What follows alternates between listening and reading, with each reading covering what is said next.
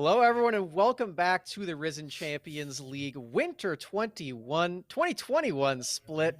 I'm your host, Sam Smacks Hyde, and today with me, I've got Dimitri Alkmatter Toledo and Josh Joshi Howard with me instead. Jack is elsewhere today. We've got our Walmart Jat in with us today. Josh, how are you feeling today? I'm feeling good. I can't wait to see these two teams go head to head, and it feels really exciting to have suddenly just a massive switch in the streams right before we're about to go. Yes, this is true. For those of you who are expecting Evil Geniuses, Prodigies, and Revival on this stream, we're sorry. So are we. But Evil Geniuses, AD Carry, otherwise known as Shiro, has been found to be asleep, And they don't know how to wake him up. Yeah. So I'm told True Love's kiss is what is necessary. If we can get the support to go over to his place, it's gonna be easy. We need Space Dad Shiro from Voltron to come down, save him. Oh yeah. Well, hopefully they wake him up in time for 8, but that is far too late for us. We got some better stuff to do. So now we'll be talking about ANEW Blaze versus Barrage. And yes, apologies to Sam Price, who was very excited to see his favorite player, Sudsy, on the day. Dimitri, how are you doing today? I am doing, I feel, a lot more energized now that we've had to kind of find out, okay, Barrage, how quickly are they gonna win this one? Let's think about this a little bit closer than maybe we would have thought. They've got a lot of games going on all at the same time, right? We've got those other 3 Sola Fide, the newly minted Not Academy team, are also going up against Wildcard. Our 3R top bracket is looking fantastic. Yeah, we've got a stacked set of 2-0 teams, but it's going to be halved by the end of the day, going from 8 to 4. Pretty excited to see who comes out of that on top. Of course, we do have a pretty stacked seeded list of the top 5 in that group, but the other ones have sort of surprised us going into this. But for more on what's been happening across Risen, we're going to hear from our main men, Ravishing Ravish. And Dimitri, I hope you have a theme song prepared for us to get into that bit. Take it away. Oh yeah, I forgot we're supposed to do that. Ravishing man, please take it away, or K-Tad will hit me banned. You know what, Dimitri? Every single week, I imagine you can't top yourself, and you somehow manage to do so every time. It's phenomenal. Honestly, at this point, I would have thought, you know what? I should have let the honor of our new analyst Josh actually go ahead and handle it, but we wouldn't want to do that for him, right? We're betting me. What happened? No, me. I'm getting banned. I just got here. It hasn't even been 5 minutes. You already want me off of here? Hold on here, man. Look, Josh, bro. I respect all new faces to the scene here, Josh. It's like.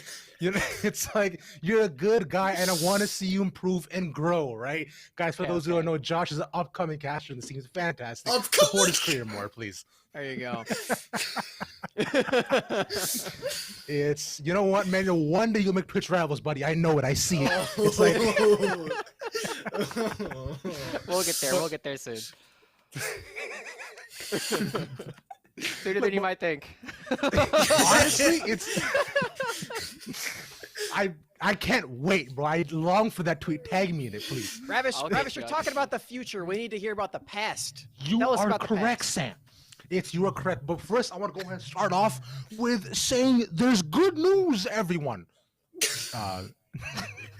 Impression was not that great, but it was okay. I liked it. Look, I want to also congratulate another one of our analysts, Dimitri Alkmatter Toledo, because as you can see, based upon the numbers coming in, right, there's been a high, almost triple. Wait, you're gonna leak? Okay, you didn't leak my IP. The board coming into the scene, right? He's finally gotten himself solid internet. Look at this, 12 uploaded. 1, 2, only he possible. did it, boys.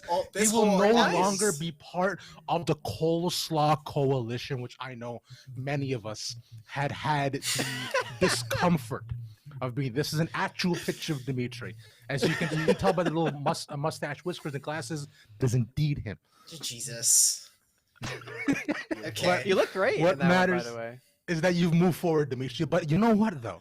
I do want to talk to you more, just me and you, man, more about like how much you move forward. That's not the only new thing you've gotten. Dimitri also has a new duo as well, which he's been playing all of his games with as well, really defining the meta across the board, right? And like, in fact, when we were writing this bit, Dimitri was in a game with this exact person to find out about all his stats and more.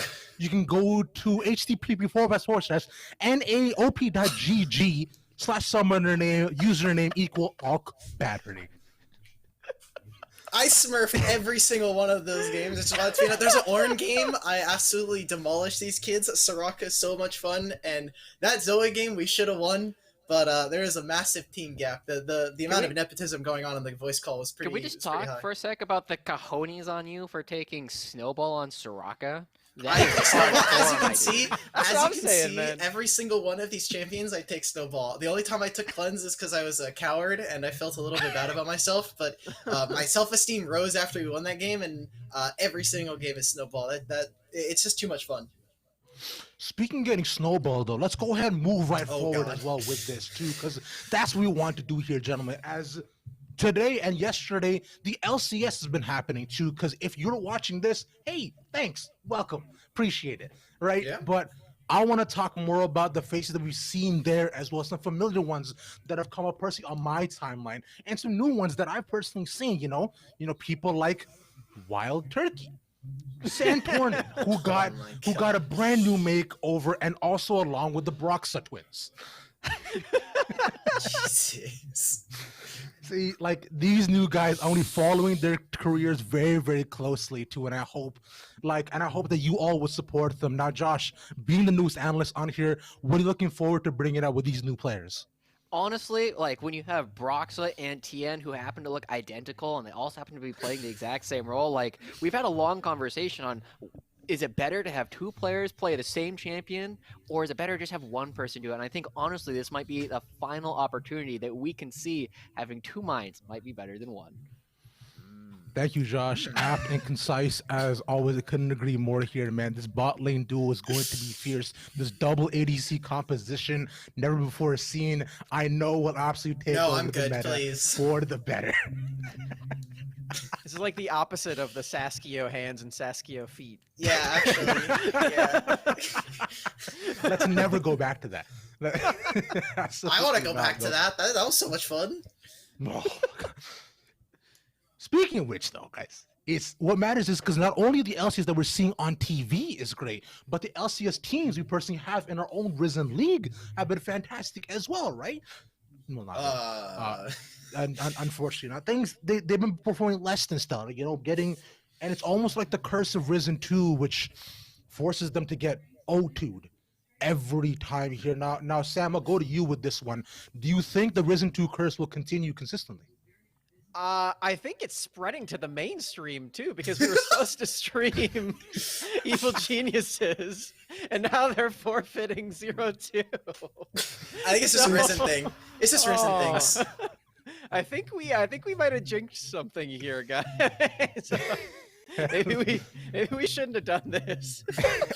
LCS teams are not meant to thrive here, unfortunately, here, guys. But we appreciate every single one of you being here, and the massive investment we've seen in the scene has been overwhelming to see. But you know what? It's not only these teams that have really come out with swinging. Absolutely, one team really does come to mind. Who we were supposed to see, but unfortunately, has been Rival.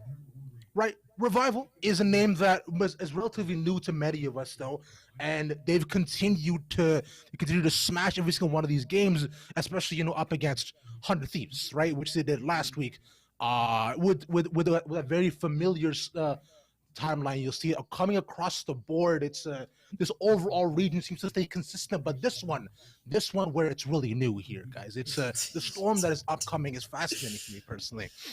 But the best part of it all is that Revival is an Overwatch organization. I was going to say... Initially, they're in the Tier 2 scene. And they come in and they want to come into League of Legends, this brand new esport, and take over. It says one thing and one thing to me only. Overwatch truly is the superior esport. Ravish, I was going to say, I thought I recognized their logo. I thought that was the Los Angeles Valiant. Is that just me? I know we can't bring that up right now, but I saw their logo, and I know we're talking about Overwatch. You're talking about Overwatch being the better esport. This is like This is, hey, can I copy your homework? Sure, just have a worse esport. There you go. We're spectating. You can have my logo and you can have the game. I don't mean to pile on super hard, but it seems like just like Overwatch, the esport, Revival is putting their opponents to sleep right now with how boring they are. As we can't get. Wow, Sam, laughing at your own joke. This is really impressive. Here we go. We got you choking up on your own one. All right. Oh man, it's you know what here, maybe man. All these jokes will wake him up. It does vary, yeah, and we do hope for the sake of VG that the AD can go ahead and rise up from the ashes and hopefully prove that League does remain dominant, right? But until then, unfortunately, we will have to see how interesting Overwatch does stay, right? It's a tragic stance to be in. We're not here to talk about Overwatch the entire time today as well. We've shifted our focus to these fantastic teams we will see, ANEW along with Barrage as well. Now, these, along with many other teams that we talked about before as well here, Sam, are across the board in the 2-0 leagues, right? These are all 2-0 right now. But after today, like, 4 of these teams won't be, as you said. Wow, both you and Sam can count. This is impressive. I'm honestly growing respect for both of you as we continue. What, are you jealous? Hold on, we got Sam, and then we got Ravish, so that's 2, and then we have Dimitri and I. That's 2 more. We've proven that at least half of the analysts can count. I think we're on a good. I can barely read what's going on. All I see is Barrage and 2-0 something. I can't. Ravish, if it's just you and me who can read, then maybe we need to keep you on for the entire spin. Yeah, that's something that we can personally talk about at least as well. 2. You know what, Sam? Especially after we get Frost, I'm sure there'll be a lot of personal turnover. Yes. So I wouldn't worry too much about who's on face and whose camera on right now, right? That's gonna. I have a feeling our producers are insulting us, but I can't tell. I can't tell what's happening. All I can see is there's a question mark, I think. So I think they're asking someone a question. I don't know what's happening. Exactly. They're just trying to figure out what's really happening because none of what we really matters to them. So that's okay here, guys. We're having fun, and that's what matters. But like we said before, ANEW and Barrage is going to be the match to see overall for today. Now, although EG has went ahead and given up the scoreline freely to Revival, maybe this team won't.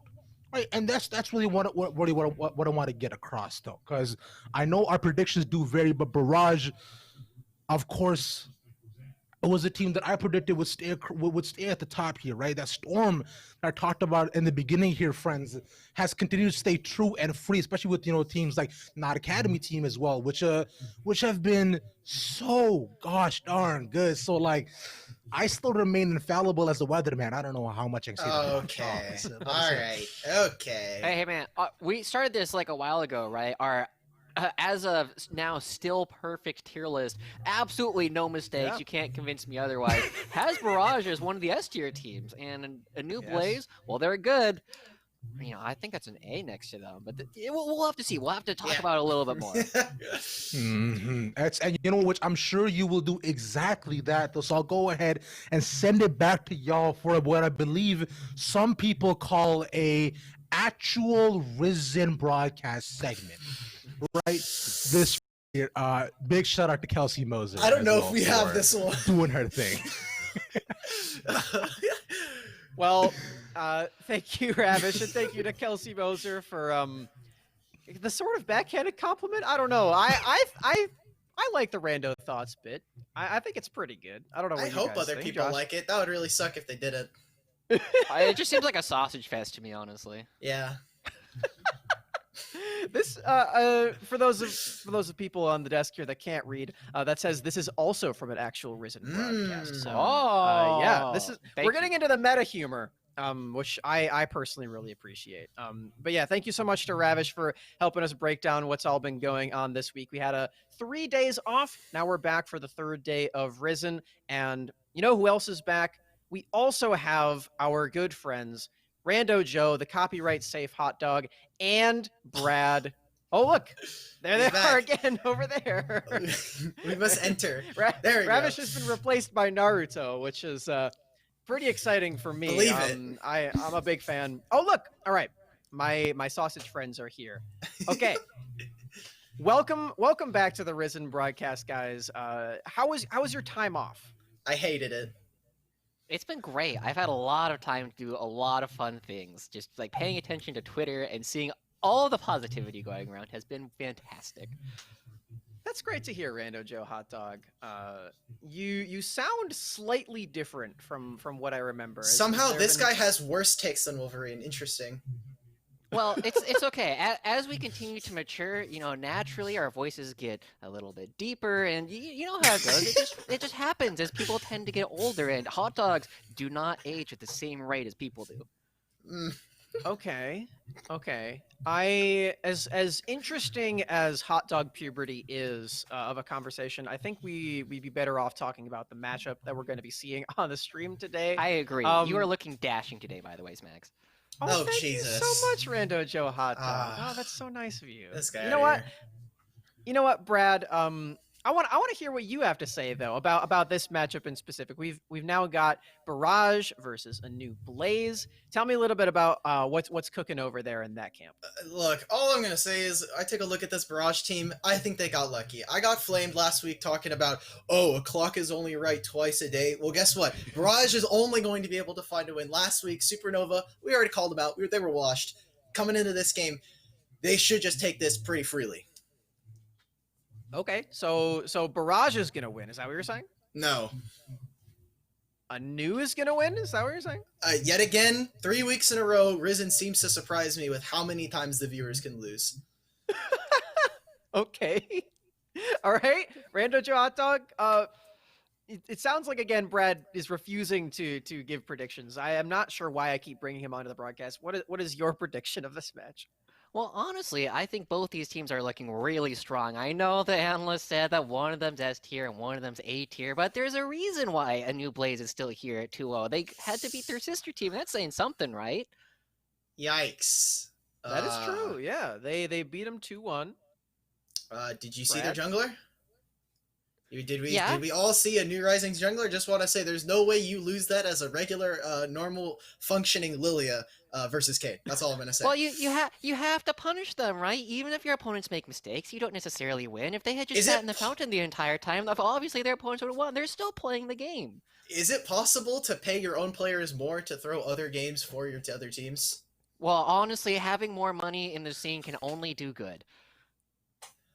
Okay. I mean, at the end of the day, ANEW was going to win that matchup anyway, right? Yes, so, technically.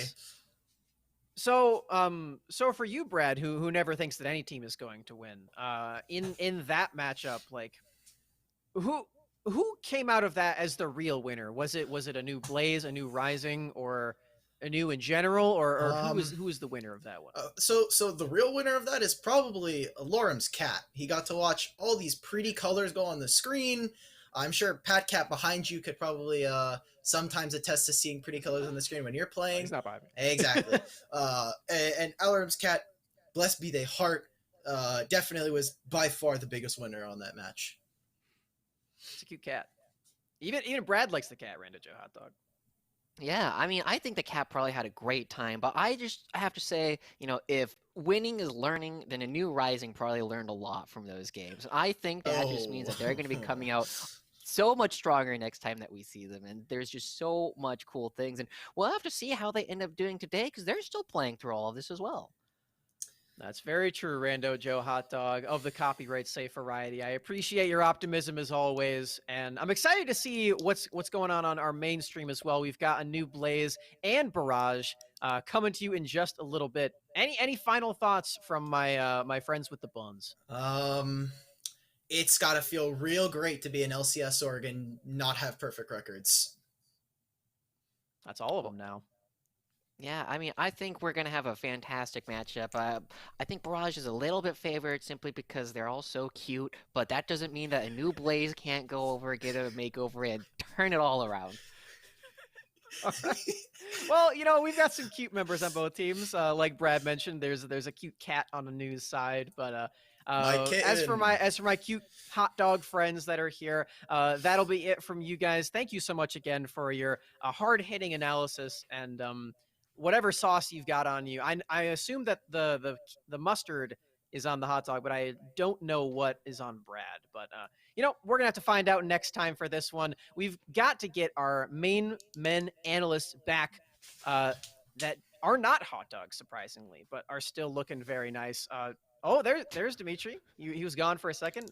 Sorry. Looking around the Risen studio, as it were.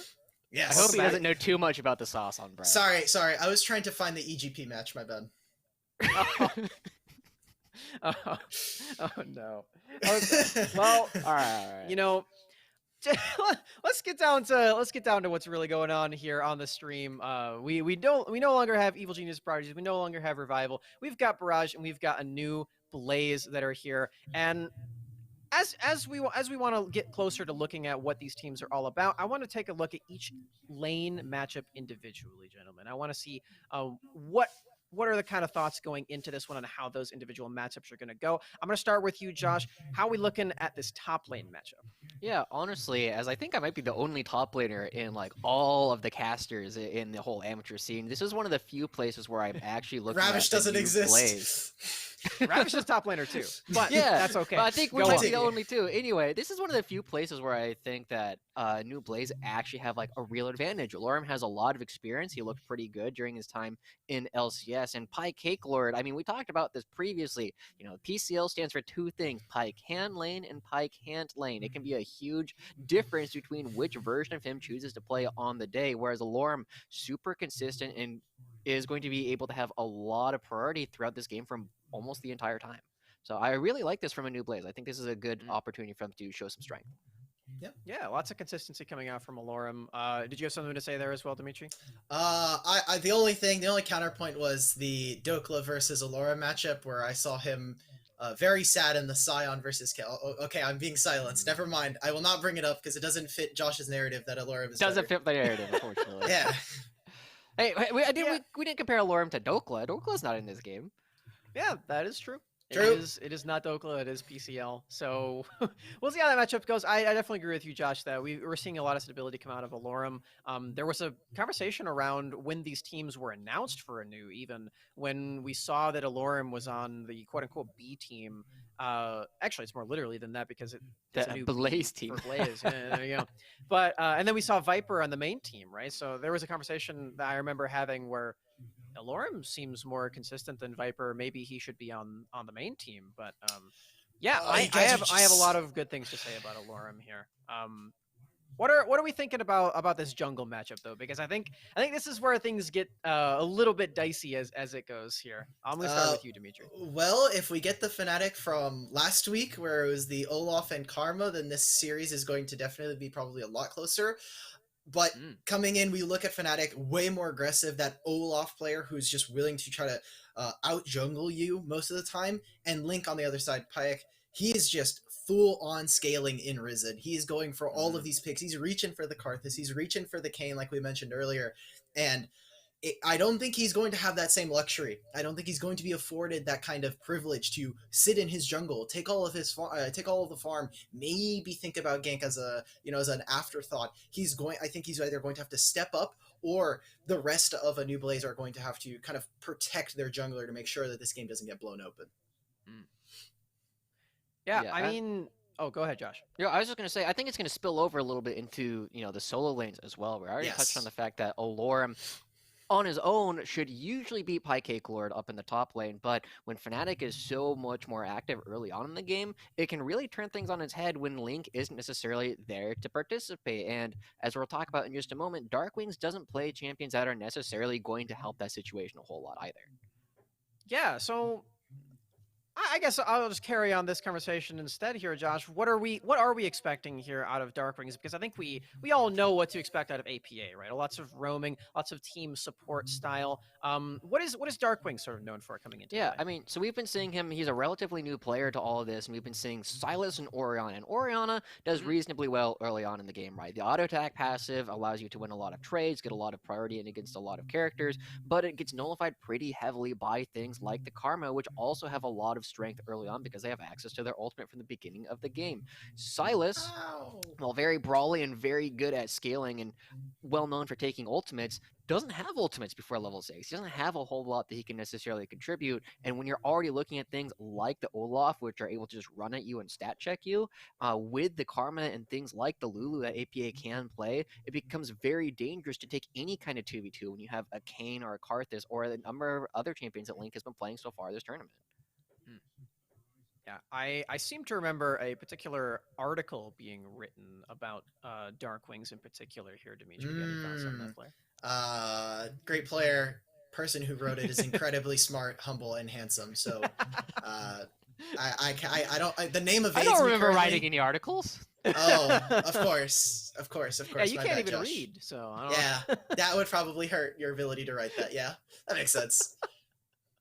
But yeah, I agree with you, Dimitri. That article was a great time. If you want to check that out, then ask Dimitri about it later. I'm sure he'll be down to tell you. And so will our play-by-play caster on the day as well, who I believe also had a hand in that one too. Yeah, small one.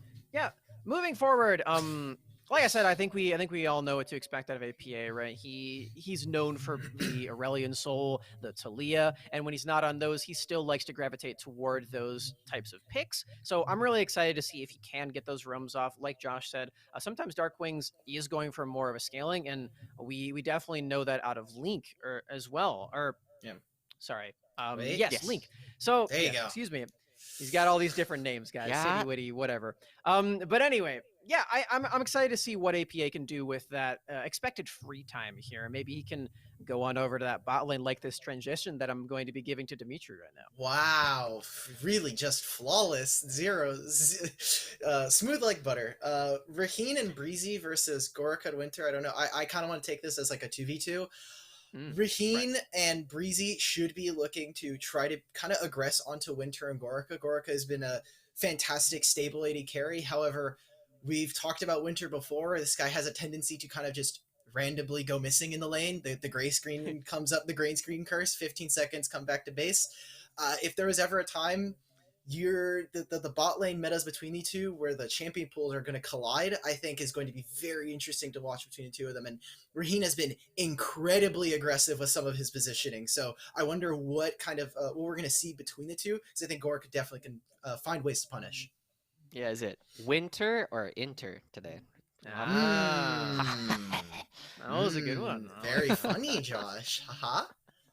Yeah, just touching on this bot lane a little bit more too. We've seen the Samira pick out of both of these guys here in the bot lane too, and that is sort of slotted in season 10 and season 11 as the newfangled version of Draven, if you will, because it's got all the resets. It's very aggressive in lane and stuff like that. So I'm really excited to see what these two pairings can bring to the table when it comes to that sort of thing.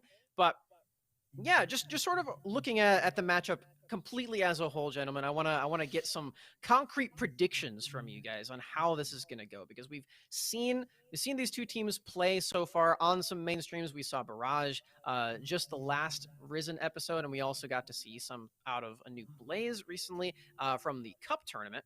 I'm gonna start with you, Josh. Give me your prediction on how this best of 3 is gonna go. Honestly, I mean, I'm going to stand by a lot of the things that we've said previously. Barrage is still looking to be one of our top 3 teams, whereas ANEW Blaze, well, they're looking pretty strong. I don't think they have what it takes to necessarily take down this team. I think it's going to be Barrage 2-0. Okay. I am assuming that Dimitri is going to guess the same thing, or predict, excuse me. It's an I was going to say, yeah. We already saw the future.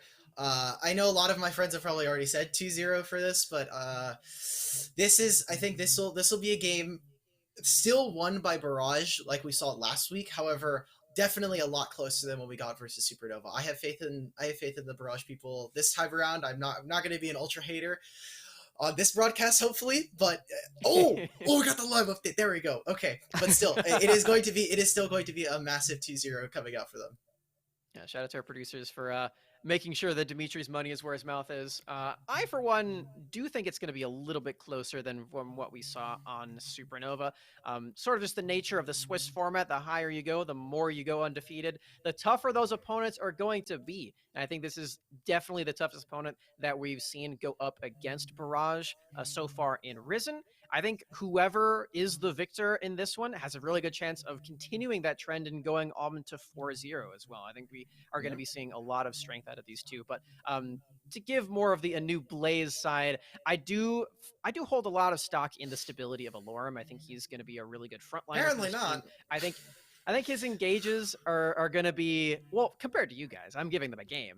I think his engages are going to be a little smarter than PCL. I don't want to flame him too much, but sometimes he makes some kind of crazy engages. But you know what?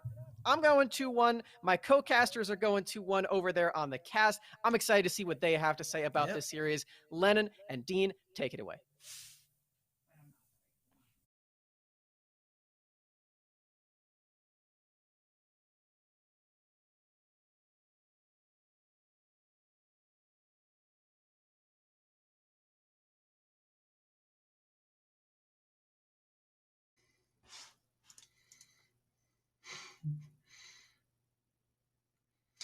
I'm exceptionally excited for this matchup. Obviously, we had set up a previous matchup, but here we are. We get to cover ANEW Blaze versus Barrage. I know a lot of players on both of these rosters. In fact, I'm actually going to talk about Raheen as we get into the draft a little bit more. I think I've covered more Pie Cake Lord games than just about anybody in the amateur scene. He's one of the first. I have so many of these guys from so long ago. I'm excited to see what both these teams can bring out for us today. Me too. I remember Pie Cake Lord back in the days of when I first started casting, and just to see him come all the way through with Barrage, I don't know. I think it's interesting, Barrage's story through this. It's a bunch of players that, were undervalued a little bit going into the Proving Ground circuit, but Barrage were able to put them all together, form some sort of amateur Exodia that we've kind of highlighted to before. No, but just some seriously strong pieces throughout the amateur scene now coming together on this roster, and so far it's looking very, very good. And I did put 2-1 tonight. I do think they could get taken all the way, but I do believe they'll have what it takes to come out today. Yeah, I agree with you. I went with the same strategy. Of course, ANEW Blaze, there's certainly no pushover. I mean, you're talking about Alorum in that top lane. He had a very long stint in both professional and in academy play. He's a very good player, has an adorable cat for anybody that missed that broadcast yesterday. That cat is amazing. Darkwing is one of my favorite players. He's a dark horse for me, and that's where obviously his name comes from. But he is a proven talent at the mid lane role, and I can't wait to see what he can do in this game up against somebody like APA, he's an established name within the amateur series. Everybody knows who APA is for that amazing Aurelion and all these other champions he's made that name on. And so seeing Darkwings against such a competitive lane opponent should be exciting stuff. Yeah, and I especially liked APA's performances. Now that you're highlighting him a little bit, another one of my amateur favorites for sure, that I've seen for so long now. But just being able to see him perform so well in the scouting grounds, but then being able to transition that into the new year, into the new changes, and just seeing everything that goes along with it, that's what I'm super excited for. But as you said, and we're kind of turning over to ANEW Blaze, the one standout for me that I need to see perform is Alorum. I want to see this man perform like we've seen him do in the past, and I feel like there's been some hiccups along those lines. I'm curious if he'll be willing to bust out some of the Wukong for us. I knew a little while back, before he even stepped into Academy or anything like that, he was a Wukong one trick. He loved the champion, played it all the time. And now the champion's actually viable. Can you see that come out? And the thing is Pie Cake Lord, his lane opponent, he's willing to bring it out too. So the Wukong between the two might be a contested pick. Obviously, I don't know if he still plays it or anything of the sort, but it would be exciting to see Wukong become a contested pick between these two guys who we're certain to get some fantastic rumbling in the top lane between these two. Yeah, I have no doubts. And I know Alorum has trended more towards the tanks especially, but I still think going up against a matchup like this, especially into Pie Cake Lord, you're going to need to fight fire with fire, I feel like, at least in the earlier segments, and especially in game number 1, because you got to set the tone for this best-of-3 series that we're going to be seeing. I really like that idea actually across the map here for ANEW Blaze. Yeah. All of the entire Blade plan for Barrage that I've seen is they take this exceptionally talented jungler in Fnatic, you throw a supportive mid laner or a roaming mid laner, an APA behind him, and you just smash whichever side lane you feel necessary at any given time, throw your weight around the map. If you can stop that, control this mid laner, keep APA locked in, make sure that Fnatic isn't just running the entire jungle for himself, maybe you have an opportunity to spring Raheen and Breezy and Alorum, some of these fantastic side lanes for ANEW Blaze, into the mid game, in the late game, give yourself a fighting chance in some team plays. Yeah, I think so. And we've seen already early on in this season, but the jungle is obviously his key proponent to how you want to play early game around those objectives. to boot, really being able to settle down the early game and get this plan moving forward for yourselves. And we've seen Link, we've seen, Fnatic be pretty dang great, making some pop-off plays so far in the Proving Ground season. So I want to see what happens when they kind of butt heads together with these strong lanes, with these kind of solo style plays that we could potentially see from some of these guys. I want to see how the jungles fit into that. Yeah, really quick, just as an update for everybody out there. Also, Link is he's gonna go by a different name on screen, but also that is X City Witty. That was his old name. So if you're looking at this guy, you're like, wow, he's really talented. Where did he come from? That is City Witty from the old. It's a new prospect in the Proving Grounds, right? This guy's insane. Where did he come from? That's him. Just coming out of the woodworks at this point. Yeah, now goes by Link, so happy to change over to that new name. And I think our broadcast has actually talked about it a little bit, being a little bit more some of the passive, some of the farmers, things like Kayn, things like Karthus, alongside Lilia, maybe means that he's not willing to interact the way with Fnatic that you might need to in order to push him away. That is the biggest question. Now we will be diving straight into the picks and bans here, Rebel. I have Barrage on the blue side, a new Blaze on the red side. See what Barrage wants to take off the board first, and see what the picks are going to whittle down to. And we do know that ANEW Blaze, they like to go to things like Samira. We've seen that a number of different times. I know back in the day, I'm pretty sure Breezy was a really good recon player as well, so some aggressive engage type bot lanes could be something that they're going to take away. Maybe they pinch off the pool of Darkwings, making sure that he can't bring out something that he would really like to take out as well. So I think both sides bans are going to be pretty interesting to watch out for here. And we are going to get the Karthus first ban, which... going to be a very nice one to take away, a centerpiece, if you will, to certain types of compositions, highlighting to that. Now the Talia, I like that ban away by ANEW Blaze. It's going to be a very targeted ban. Yeah, not just targeted specifically at Fnatic, who I'm sure is very good at the champion, but we've also seen it first picked a number of times in this LCS preseason tournament, as well as in other regions as well. The pick is phenomenal in the jungle right now, certainly one of, if not the best AP champion you can pick out of that jungle position, fits with so many other champions as well, so taking that off the board. Barrage's ban of the Karthus is actually interesting to me. You'd think they'd be okay with Karthus being taken, playing maybe something like Olaf or something aggressive into it to try to combat that jungler, attack him at second blue, attack him during the course of his farming, but apparently that's not the case. Instead, they just do not want Link on something he's comfortable on. Yeah, and just taking away some of that late game style play, especially like I was saying, really taking away a centerpiece to how ANEW Blaze potentially want to play a composition. Now, I am very much interested in the rest of these bans. I think they're really, really integral to seeing what the way that these comps are going, and already seen the Orianna take it away from Darkwings. We know how much of a big playmaker he is on that champion. The TF is going to be taken away as well. So the global pressure that being able to get around the map is not going to be there. Yeah, you think about, I was actually going to mention also the double ban of the Talia, not only in the jungle position, but also taking you away from APA in case he wants to roam around in mid lane. It's not typically mid lane, but you can't do it. Hey, I see him pop off on that pick. That's fair. So, That's fair. I'm not doubting that he can do it. I'm just saying it's not as typical as a mid laner anymore, but it is a nice little flex ban. The Orianna, something that succeeds for Darkwings time and time again. He won the other ANEW series, ANEW versus ANEW, with that champion specifically, so not shocking to see them take it away. We round that out with Lucian, pretty good pick in a couple of different positions, and Seraphine, which was played a couple of times by Barrage in their previous games as well, not wanting to give over that power pick and the flex pick as well. You mean the broken pick? The broken pick. Okay, thank you for changing your words. My bad, yes. No, she's just so strong right now. As you were kind of lightning too as well, the Lucian, the flex pick being taken away now.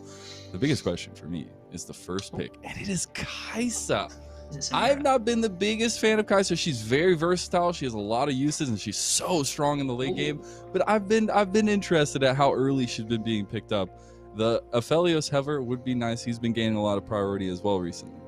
And he has been, although Samira is still here, and that's something that has been gone to by Raheen time and time again. And you think, like, Kai'Sa doesn't have the most ridiculous range in the world. Okay, they're actually going to go right to the Aphelios. It fits in that same kind of category as what you would have with that team fighting prowess from Samira, except without all of that mobility. Instead, it's more about just playing that straight front-to-back type team fight with those guns, with that rotation and things of that sort. Also, I've watched Raheen for a very long time. He's played in the UCL. I've casted him in the UCL, and I used to call him a hands player, which is somebody who is spectacular with their hands, but has nothing in their brain to compensate. I hope that he kind of shows me wrong, because that was a long time ago, and I apologize for ever having said that. Oh my but goodness. he's had some fantastic play on here on a new Blaze, and I'm excited to see what he can do in the field. All right, I can't wait to flame you. But yeah, we'll have to see what he's gonna get. We do get the Thresh coming in for a new Blaze, which is gonna set up that composition with a little bit of initiation, with a little bit of that safety. But Barrage take the high-profile picking Graves, who has just been so good across the board for as long as, at this point, as long as I can remember. Yeah, at least into the beginning of last year, he's been pretty good. Interestingly, there's still like an Alistar available. There's still Leona, even a Rel available here for the side of Barrage, but instead they go back to Nautilus. Tends to be pretty good into the likes of the Thresh pick. Might be the intention that they want to just roam around the map. Does that pretty well on the Nautilus type pick if they're able to get their Kai'Sa sprung. And as you said, with that Graves pick, that is considered a top tier pick still, even among all other things. Olaf is still available here if they're willing to go to that, if Link is willing to play that champion. Otherwise, you'd expect maybe the Lilia to come out here or something along those lines. That would be a big pick. Yes, that is spice, and that is what I absolutely love. We get the Rengar coming through here for a new Blaze. Now, I would say there's still some possibilities for it to go in the top lane if it maybe goes there, but I would really, really like to see this in the jungle going against this Graves, especially what we were kind of setting up to earlier on these junglers kind of butting heads, and going to be a really big part to how both of these teams want to play. I've heard inklings. I know Mr. Smacks on our desk likes to talk about cooldown or ability haste quite a bit, and actually had talked about a Rengar build he had seen with Lucidity Boots as a rush, and then going immediately into Essence Reaver being a ridiculous amount, if at all possible. So I really like that as well. Indeed. I'm wondering at what the Nautilus a little bit. I like it with the Kai'Sa, provides that really nice synergy. I feel like it's going to be a very interesting one when we're looking at going into the ladder picks, especially looking at these solo laners, because that is, unless they get another form of engage, that's going to be it right there for Barrage. That it will. They desperately need something to assist them in that process, at least as we come through. I'm curious if that ban was something, or if they actually just let it through. I think we should probably ask someone and see whether or not that was an actual ban or not. I'm sure we'll get the update on that if we can. Producers, I do have, it was Galio that was banned away. We do get the Karma ban away, the Shen as well from Barrage, so heavily targeting some of those top lane picks, some of those very nice glue to your composition picks. I feel like that we're seeing, especially looking at that Galio ban away, not being able to have that synergy to help out the Graves in the jungle. It makes me think what they're going to go for, especially and with that Malphite ban, more targeted bans towards that top, towards this solo lane priority for a new Blaze. And making sure there's nothing that Lorm has and able to be able to kind of sandbag the lane away here, or something that's blindable into a lot of the champion pool from PCL. And I'm curious if they do actually end up blinding mid lane here for Dark Wings rather than going for something like that. And there it is right there. Yeah, something like the Victor, they might be able to I feel like it's fine. Against APA than something like blinding a top laner into PCL, where he might be a chance to counter pick it all. And like I was kind of alluding to, the Victor is just super strong. Can get beat down in lane a little bit, but does have that teamfight presence later on, and things that you really have to watch out for. So as long as things go semi-handily or stably, I guess, in the early to mid game, I think that Victor pick is going to be big. And then just to throw a wrench in the works, we get the Ziggs, because why not? Man, I love that APA is willing to just bust out Ziggs. It's amazing. It's one of my favorite champions to watch. And then they blind the orange. They baited them so hard. I love it. Such a good play by Barrage. Oh man, top brain, top brass for Barrage. I gotta appreciate it. Do like the Aatrox coming in here. It can set up a new Blaze if they do want to lock it in for some playmaking through the top lane, for some very influential decisions around those team fights, especially when you're taking into consideration the TP plays that Aatrox can do from the top lane. Yeah, this is a decently low-range composition here from a new Blaze, where you've got something like the Aatrox with Gore Drinker, you've got the Rengar as well, you've got even Aphelios isn't the most long of range, and you're playing that into a Ziggs. So APA, when it comes to the team fighting and sieging phase, he's going to have quite a bit of agency among these two squads. He is, and that's we all know what APA wants, right? We've seen this player time and time again throughout the last few months, And one thing I just want to call out, we talked a little bit about it beforehand. It was a direct quote from Mr. APA himself. Who are we facing again? Oh, goodness. I love it, man. I love it. That's the kind of confidence. That's the kind of just the stuff that we're looking for here today, Amateur, where you can back it up with play. So that's what I'm hoping to see today. Man, the one thing that Amateur's always been missing is trash talk, and these two have been going back and forth on Twitter all week, man. I love when these teams will just, like, straight up nosedive into matches like this, where they know each other, they've played against each other, they're top-level teams, they know this is going to be a SmackDown drag-out fight, and yet they're still on Twitter talking about how easy it's going to be to sweep the other team. This is going to be very exciting stuff. I am so happy we ended up getting these two teams. Yeah. After a series of events, we ended up right where we wanted to be.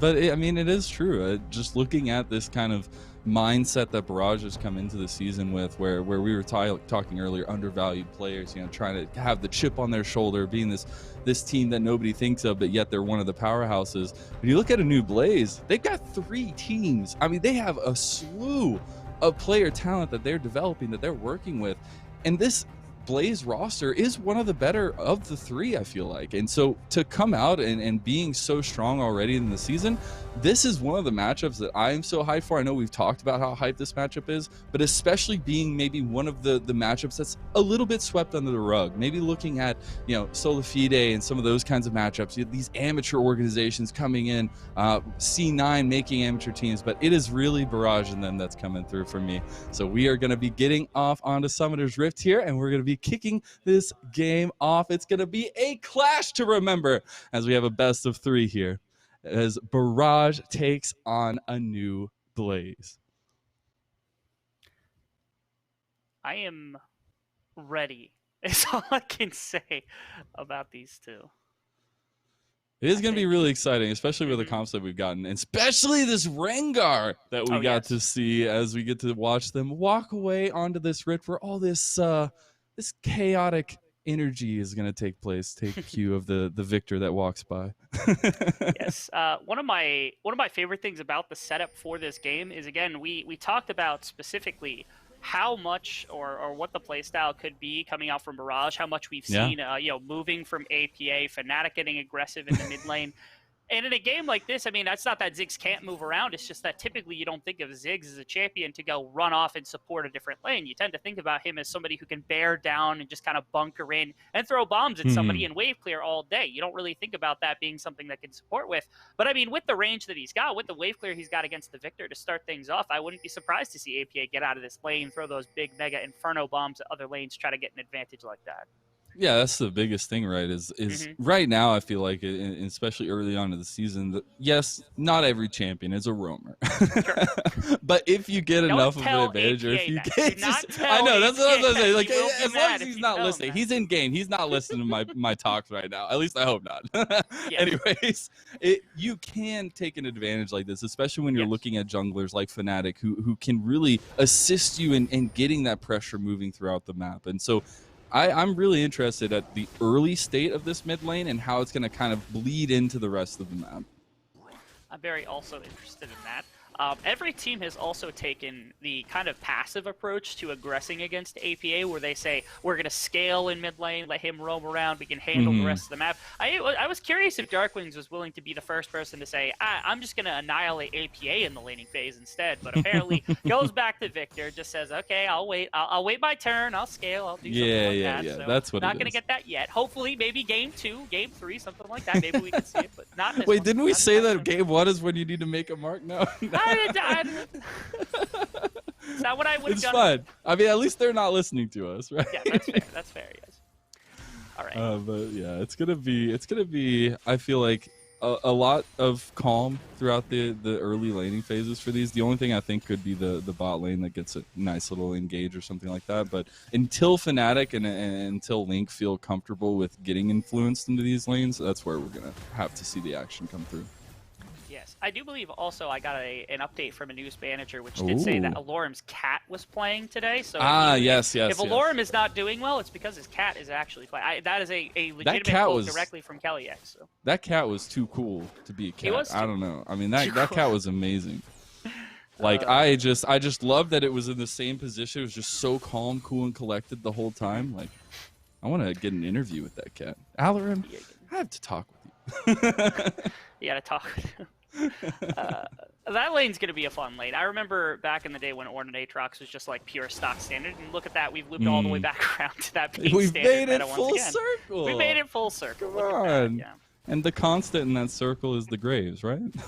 Yeah, Graves has been It's here. Graves the is in entire the time. middle, and then Aatrox and Ornn just are. It's a Venn diagram where like one side is like Oh my Aatrox, God. the other side's Ornn, the intersection is Graves. That's right. Okay, the yeah, entire perfect, time, perfect. Yes. Yes. That's exactly how every team should play off of. Most certainly.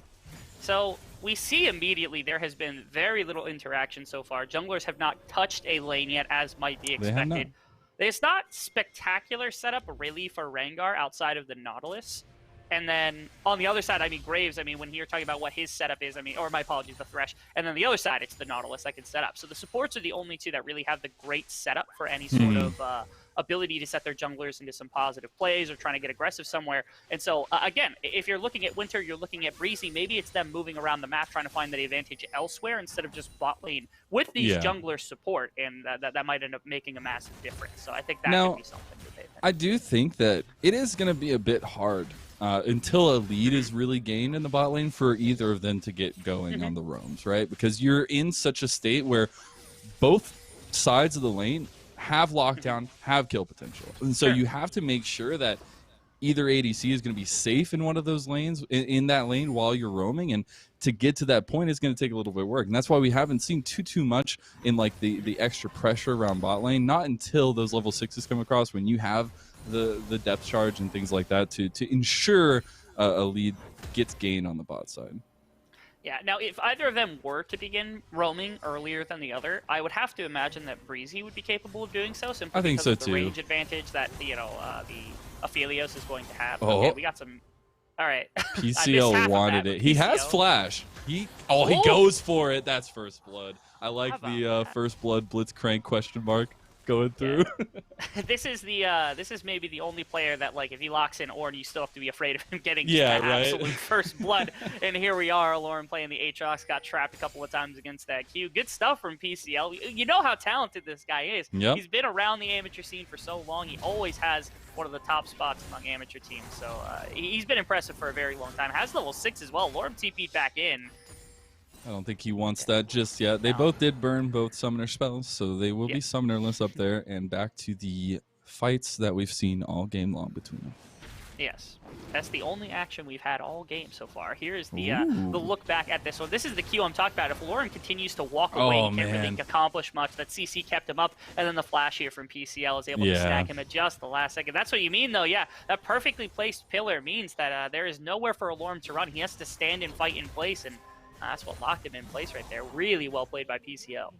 Really was, and I enjoyed the fact that he took a second to think about using the flash. He's like, I'm gonna think. Oh, okay, yeah, it's the play to do, and he gets the kill anyways. Meanwhile, while we were looking at all the cool stuff that the producers were doing, Dragon was taken. It was a Cloud Dragon given over to a new Blaze, but now Fnatic and PCL looking at the top lane. Here comes the Hornet Forge God, gonna go ahead and get the knock up there, and as you had predicted, oh Prophet Rebel, the Mega Inferno Bomb comes down from APA to take the kill.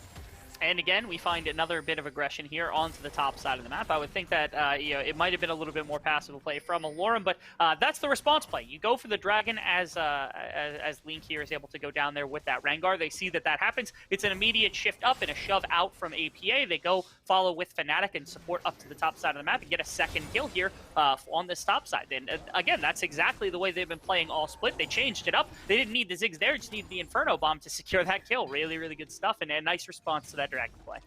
Indeed, indeed. It's just the first Dragon. We'll take first blood and a couple kills. Well, I guess first blood up in the top lane, and then a kill afterwards, so why not? But then the question now is, where does Link respond? Yes, he was able to get the Dragon, but you are hitting this point as the Rengar where you've got your ulti, you're able to seek out a kill somewhere, but where is that setup going to come from? Because right now your lanes have been pretty steady, but the bot lane is the one that you're really looking at. You're not in a position to gank that. And he's definitely looking towards the top and the mid lane or around this jungle area to get these skirmishes going off. And I feel like it might just come a little bit too late. Yeah, it's difficult to set up with this Aatrox and this Victor. If anything, he might actually be looking to try to set a trap against the Graves more than anywhere else on the map. Okay, interestingly, keep your eye on the map because we have Rift Herald being spawned. Fnatic's walking in. This is the trap we talked about, but the bot lane here from the side of Barrage is here as well to try to support this prospect. He is, as Link got found out with the scanner. He's going to flash over the wall. Gets away just to save his life a little bit longer, but that means all pressure was given up on the top side of the map. And it looks like Rift Herald's going to be started up by Fnatic. He really wants to go in there, has the ulti pop, but that is a bad idea every day of the week. And he knows for a fact that this bot lane is here, and they're not willing to give that up. Yes, they lose a little bit of farm, but they already had a lead on bot side, so really good rotation from Gorica and Winter to help support Fnatic, bullying out this Rengar just a little bit more during this laning phase. And yet again, we see APA just poke his head in. He's got the wave clear advantage with those bombs. He has everything readily available to him when he's able to move over like that, just throw a couple bombs, force that flash out from the Rengar. So again, this is Barrage just controlling the map to the best of their abilities. And it's working out beautifully so far. Nothing overwhelming to come back from for a new Blaze, but it's definitely not the start that they were looking for with the picks that they were getting. Now that, as we've kind of alluded to over and over again already, it's up to Link to find the missing link to get his team going forward. And Alarum needs to be careful of this spiky wet noodle that has developed in PyKGlore, because it is no longer just a wet noodle fight. He's hurting. That he has. The Bramble Vest is really cutting through that healing that's coming through. The cooldown reduction is here. Oh, here's Fnatic. Oh, the Rift no. Herald's going to get dropped. They don't have the wave under quite yet. The clear might be enough. I don't think they're going to get the entire tower just off the Rift Herald charge, but the second wave coming in is almost guaranteed that they're going to snag it. And you see already there's a little bit of action. Ziggs had roamed up yet again. APA cheating towards topside, preventing Victor from walking up either. So really big stuff. Again, APA controlling this mid lane. Fnatic attacking a side lane. They're not worried too much about what's happening in bot lane. Everything's going pretty well for Barrage based on their game plan here.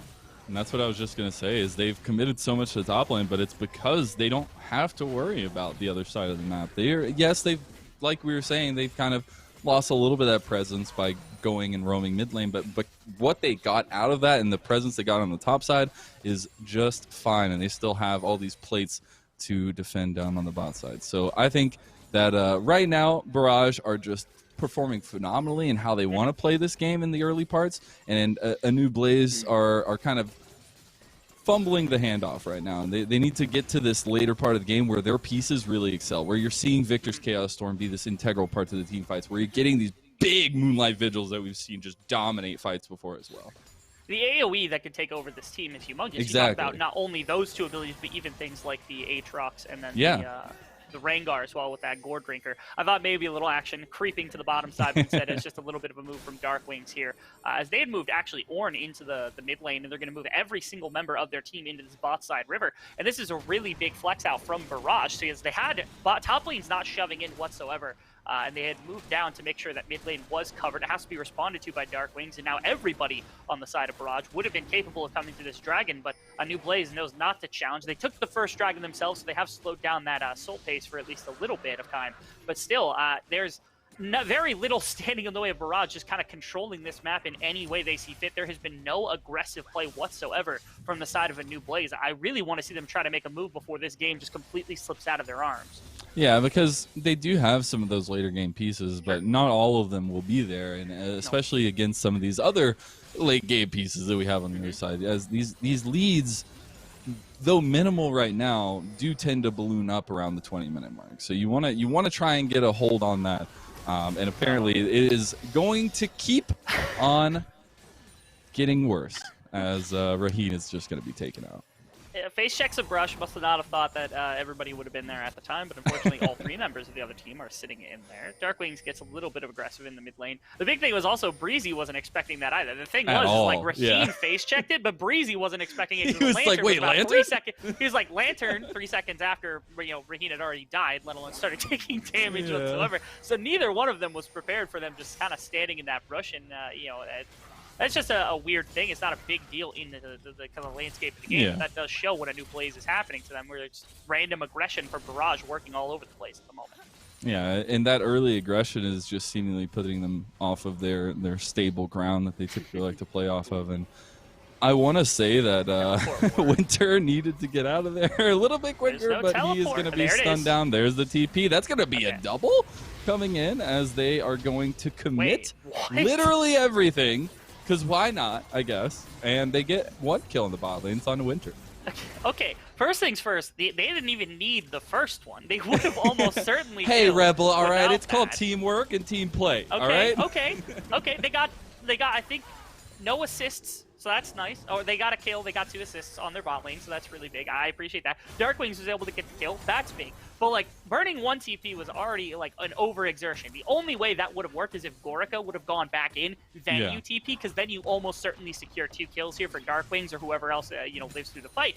2 teleports was way too much for 1 kill. They just want come to through. emphasize. It's the it's just making sure the mental advantage is there, right? Yes. If you step too far up in bot lane, we will send everyone. We to will make sure send that you are literally everything. You better Yes. not be down there at all. I would like to say after all that happened, we did see Link trying to go towards mid lane, did use the ulti, but was unable to find APA. Yes. Not quite able to. Gold is sitting. It's only about a 2,000 gold advantage. Doesn't Yeah, seem it's like the nothing too gold crazy. is over by any means whatsoever. Even better, Darkwings is starting to get enough gold to actually push out mid wave and respond to the Ziggs, especially because not only Graves but also the Ziggs have bought into the Oblivion Orb and then the Executioner's Calling to Yeah. make sure they have previous wounds. For a team, they will certainly need it into. There is an Aatrox, there is a Gordrinker Rengar, there is going to be plenty of healing on this Helios as well. Raheen does get Lantern, no chance there. So that did put their build a little bit further behind, and maybe that's the reason why Darkwings is able to shove out, maybe be a little bit more active on this map now. And we got to see the well-executed Lantern this time around, saving Raheen. The communication is there. It is coming to the next level for a new Blaze. But it's still only 3-1 with 15 minutes down the clock, Rebel. It's been a lot of skirmishing, but not full-on action just yet. And with an Infernal Dragon, an Infernal Soul on the Rift, you gotta bet that that's gonna change very quickly. I would assume so. They still have 15 minutes before, or a few minutes before the dragon even spawns, let alone the 15 minutes after that, to which you would actually have the next dragon come through on. And that starts to beg the question of, like, if we almost certainly will get into a late game situation. 2, 3, 4 items for just about every single champion. So then the question is, what happens when we get to that point for these two compositions? Yeah. At that point, we'll have Aatrox, who's certainly to die here. They heard you talking. They're like, no. "Stop talking, Rebel. We want action." They used the depth charge onto Link. They were able to get the kill onto Alarum, and now they get their choice of what they want to do on the map. And the craziest part about this is, like, they just walked from bot lane through, like, mid, essentially, into topside jungle to try to support the Rift Herald take. And then they realized, hey, there's literally no, like, resistance to the Rift Herald take. Let's go up top and just kill off Alarum. And that's exactly what just happened, where they just killed Alarum off the back of a very simple play. And even worse, there's nothing on the map to take. Bot lane tower had already been gone. You're not sieging up against the Ziggs anytime soon. And there's no dragon yet available. So that's just a free Rift Herald and a free kill over the side of Barrage, who just continue to pull plays constantly as this team. They're just completely outpacing a new Blaze right now. Indeed, they do get the hook onto Winter, and this is going to be the full commit onto them as well.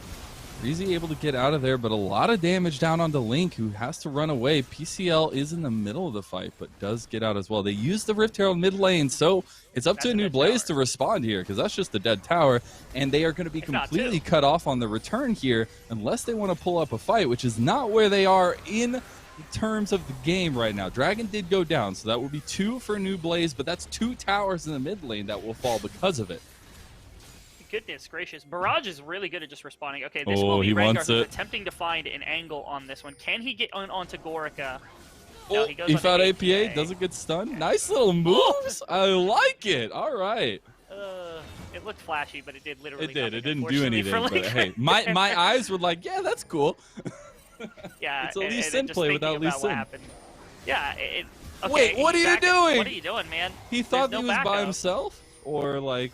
I mean, he had to know there's at least 1 or 2 people that could respond, and they're just continuing to fight. PCL's They here. just get flashed, yeah. PCL able to get that flank off. Not going to hit any of the stuns, though. Mega Inferno Bomb goes for it, does a lot of damage. So does the Satchel Charge. Darkwing's getting very low, and that's APA taking away the kill. 5 members strong, still alive. APA getting very, very low, but he will survive. And just unfortunate calls for a new Blaze.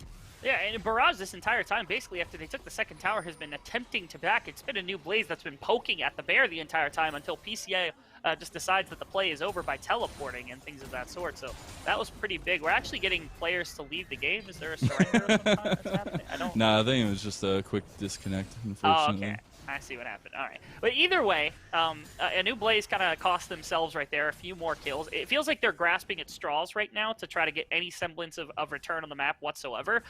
Like, Darkwings is actually putting out decent damage. Raheen isn't doing much damage, but he's doing a little bit. But they do not have the ability to fight the other team right now. Yeah. And they're just, Barrage knows that, and they're just doing anything they want and just kind of bullying Blaze across the map so far.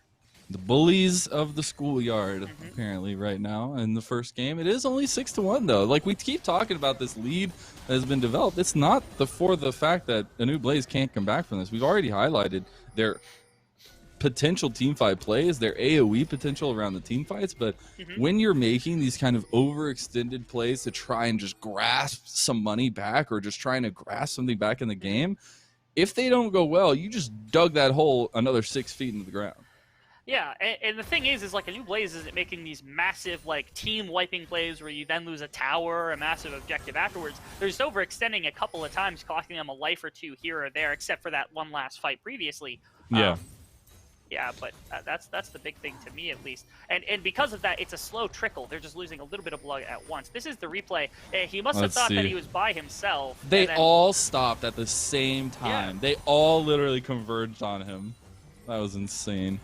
And then this was the play. Nice TP from PCL into the back of the team. Kind of misses the ultimate, but still more than enough CC to try to force them back. This was the big defining moment also. Being able to not only hit that Mega Inferno Bomb, but also the Hex, or my apologies, the W from Ziggs was enough to actually get Gorica into the fight as well to be able to pick off Darkwings, which was the big thing.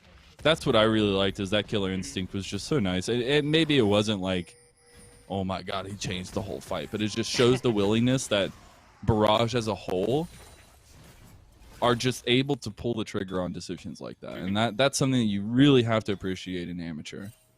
Yeah, they've been not only exceptionally decisive, but their decisions are also very good decisions. They've been punishing where they need to. They've been exactly where their champions have needed to be. They've pushed further than they need to be from time to time. And yes, they had one death on their hands because of a double teleport to bot lane. But outside of that one play, they're effectively playing this game near flawlessly. And always taking more than they are giving in every single possible play. So right now, like I said, like you said, the 4,000 gold lead is not even close to being like indicative of how good Barrage has played this game and just how far behind ANEW Blaze actually is right now.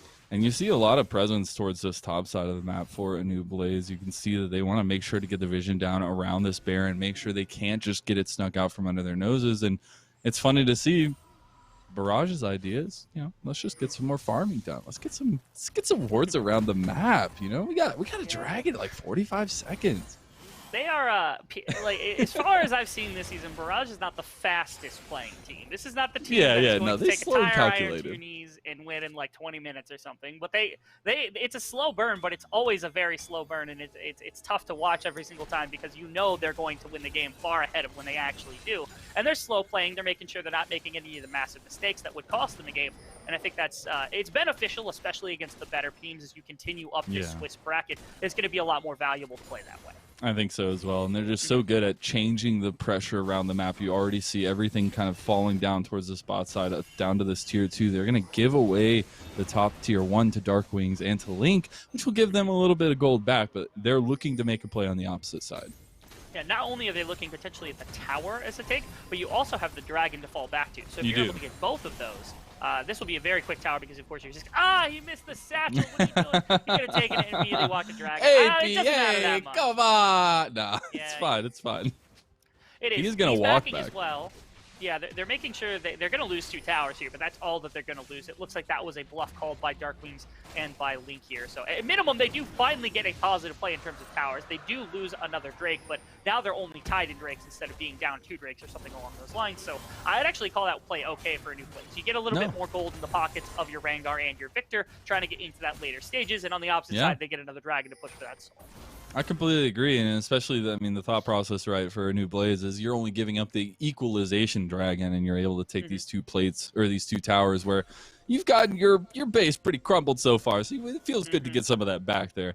But then now the biggest question is like you no longer have that dragon lead, right? You're no longer that much closer to that, and what's the next fight going to look at? And you're hoping that little bit of time, the little bit of space that's been bought now, gives them that time to get the items that they're looking for. Hopefully that is the case. You're starting to get to you're on 2 items with boots completed here for Darkwing. He was already doing some pretty good damage as well. Still behind the Ziggs because of that Oblivion Orb that had come out, as well as this Ornn is on 2.5 items with the upgraded Frostfire. So this is movement into topside jungle, getting vision, preparing for Baron. They have a couple of members that are exceptionally strong, and they're pretty good at not only taking the Baron because of the Kai'Sa and the Graves, but they also have great turning potential with things like the Ornn, the Nautilus, and even the Ziggs just poking people away. They're also really good at attacking into the Baron. Surprisingly, Barrage has an exceptionally well-designed Baron team in general. And I really enjoyed what we just witnessed there. Yeah, they weren't able to come away with anything, but the call to move as a group into the topside jungle, see if you can get anything. If you don't get anything quickly, reset, back away, get back onto the map. That's the kind of like calculated play that we've been talking about so much from Barrage and being able to make those decisions. And that's something that kind of calmness this far into a game is not something you see very often. In a new Blaze, they're able to shove out the shallow warding that had come through from Barrage, but they aren't able to get any real control of the river on their own. They're only just now redeploying into the river after taking mid-control a second time. But you have to know, there were backs that just got taken by almost every member around Barrage, which means if they wanted to step into the river and fight, they absolutely could. They're not going to do so. Instead, it's actually a pause timer that's been taken here from the side of Barrage. Or it does look like it. We'll find out who it was, but it does look like we will have a bit of a pause to get through. So you get to see our beautiful faces come onto your screen before we get back into the game. But Red Bull, man, what an early game from Barrage. Even though it's nothing crazy, there's no like insane fireworks going off. It's not 4th of July. It's not the end of the fight. But it's been really calm and steady from them so far. And in an amateur scene where we talked about a little bit earlier, mid-game decisions, those kinds of things, not the most stable things in amateur, and right now Barrage making it look really good. But they are. They're like I said, they're slow playing it. They're playing to the advantages we knew that they always would. They've got an aggressive jungler who's constantly making plays to the side lane. In this case, it was PCL. APA shoves out mid, goes and support that play pretty much every single time they try to make it. They get a swift advantage based on that side lane play and a couple of other little fights here and there. They've never forced their will super hard on the other team. They're not taking these 50-50, 60-40 plays. They're taking like 90-10, 100% plays that are guaranteed to get them gold. And so far, a new Blaze has just been kind of scrambling, trying to figure out where they can actually find their advantage or where they can find their counterplay. And so far, they just simply have yet to find any. To me, and I'm just getting this visualization in my head, but it's just like 2 groups walking around Summoner's Rift. As soon as they see the other group, like, oh no, let's walk away from that one. Let's go see what's had over here. It's obviously not exactly like that, but I just find that they're much more willing, both teams are, to take the opposite play, take that other, like you were saying, the more guaranteed plays, and I think that's something really interesting. I agree. And there is quite a bit of kind of counterplay that's coming out potentially from Darkwings and from the rest of this roster as this Victor begins to scale up. And Darkwings is obviously an exceptionally good mid laner. He's done fine up until this point in the game. But the question is, again, do they ever actually get that fight they're looking for, or get to the point where they can fight and also get that fight as well? Because they don't have the most fantastic setup for just a pure 5-on-5 fight, even if they could get it. They found themselves in a rough situation where you're able to get picked off by things like the Killer Instinct from Kai'Sa or anything else that would come through. And so now it's not even just about Blaze getting to the late game. It's also about, can they actually win the late game if they get there anyway? That is the scariest question, right? Because once you get there, there's no going back. You can't just go back on the trip and be like, hey, what can we change to like change the outcome of this? No, it's already said and done. You've already packed up the car and you're already going. So I want to see what that kind of change brings, and especially this is just game 1 of the best of 3, and it's been so interesting to see play out this far. I hate to say it, but I was hyping him up a little bit earlier, wanting to see something come out from him, and Alarum, unfortunately, has had the short end of the stick up in the top lane so far. they found the lane that they could absolutely try to make a play for it. They forced the flash early with PCL. They doubled down on that lane with the Rift Herald. They tripled down on that lane with a couple more ganks from Ziggs and the rest of the squad as much as possible.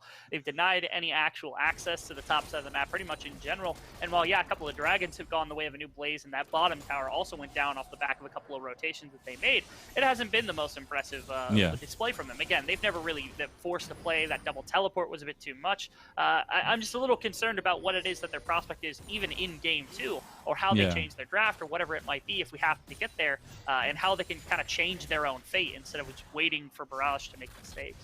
What I'm waiting for, speaking of waiting, is Alorm in the team fights, right? I feel like Aatrox can just be such a menacing presence in the team fights that even if you are behind, you're still this really strong tool. It's just about the other pieces, and to me, it's the Rengar that is good if you get ahead. Obviously, Rengar just dominates right now, but when you're looking at those team fights, when you're looking at the later parts of the game, it's very much trying to find a pick. You aren't just going to walk straight into a 5v5 fight like you're just a frontliner. And I think that's something that ANEW Blaze is lacking in this one. I think that you underestimate the power of Gore Drinker, my friend. True, all right. I'm sorry. Whatever. Gore Drinker's broken. It's fine. Well, you think like everything's broken now in 2021. He loses 60% of his health bar, then gets it back by pressing W, and then he presses Gore Drinker once he loses it again and gets it all back again. So you have to kill him 3 times like Tom Kench, but even worse somehow. So that's the front line. That's part of it, at least. And there's not really... You do the same thing. It's just drain tanking the front line of this Aatrox and this Rengar, which is why you saw Executioners so early on for multiple members here on the side of Barrage. You have to. Yeah, of course they have to. There's absolutely no way around it whatsoever. I'm also curious, it is now Kraken Slayer on this Aphelios, combined with a couple other, there's a Runans and a couple other items, what his carry potential will be if he's pretty much the only ranged champion alongside Victor that's going to be dealing damage into this team if they get into this team fight as well. Maybe he's, with that Gravitum ultimate, might have the ability to actually generate some sort of fight. So that's what I guess I want to dive into that a little bit more. I'm an ADC player, but I'm not an Aphelios player. I've touched him a little bit, but the Kraken Slayer just feels like it just doesn't. I guess you're going with the more shots, more damage. The third shots do the most, right? And you kind of play off of that with him. But I still feel like the other options could be a little bit more. I want to kind of pick your brain at like why that could be potential. I suppose the thought process is like Severum, Crescendum are both exceptionally good. I don't know if plus, if you think about Crescendum, also you get that auto attack from such a long range away. If you hit even like an auto Q auto attack, something like that, that could proc it as well. And so there's good ways to proc it on Aphelios. I agree with you. I think that Gale Force is a really good item right now. It's good on pretty much any ADC. Mobility on ADCs? What is this? No, you're getting a free flash every 60 seconds is phenomenal. Something like those lines, come on, it's not a flash. Let's get real here. You're giving ADCs a little too much. Sure. The thing is like, if somebody's on top of Raheen, or if he gets engaged upon, for the most part, he's probably going to die. And I assume that's his thought process is like, if he goes Shield Bow, that's probably not going to save him if he gets engaged. If he goes Gale Force, maybe he dodges some engage, but he loses quite a bit of damage. So if they're going to team fight and he can get the right team fight, he needs to be able to win it. And so maybe his thought process is just, if I go Kraken Slayer, I'll have the damage to win a team fight if we get one.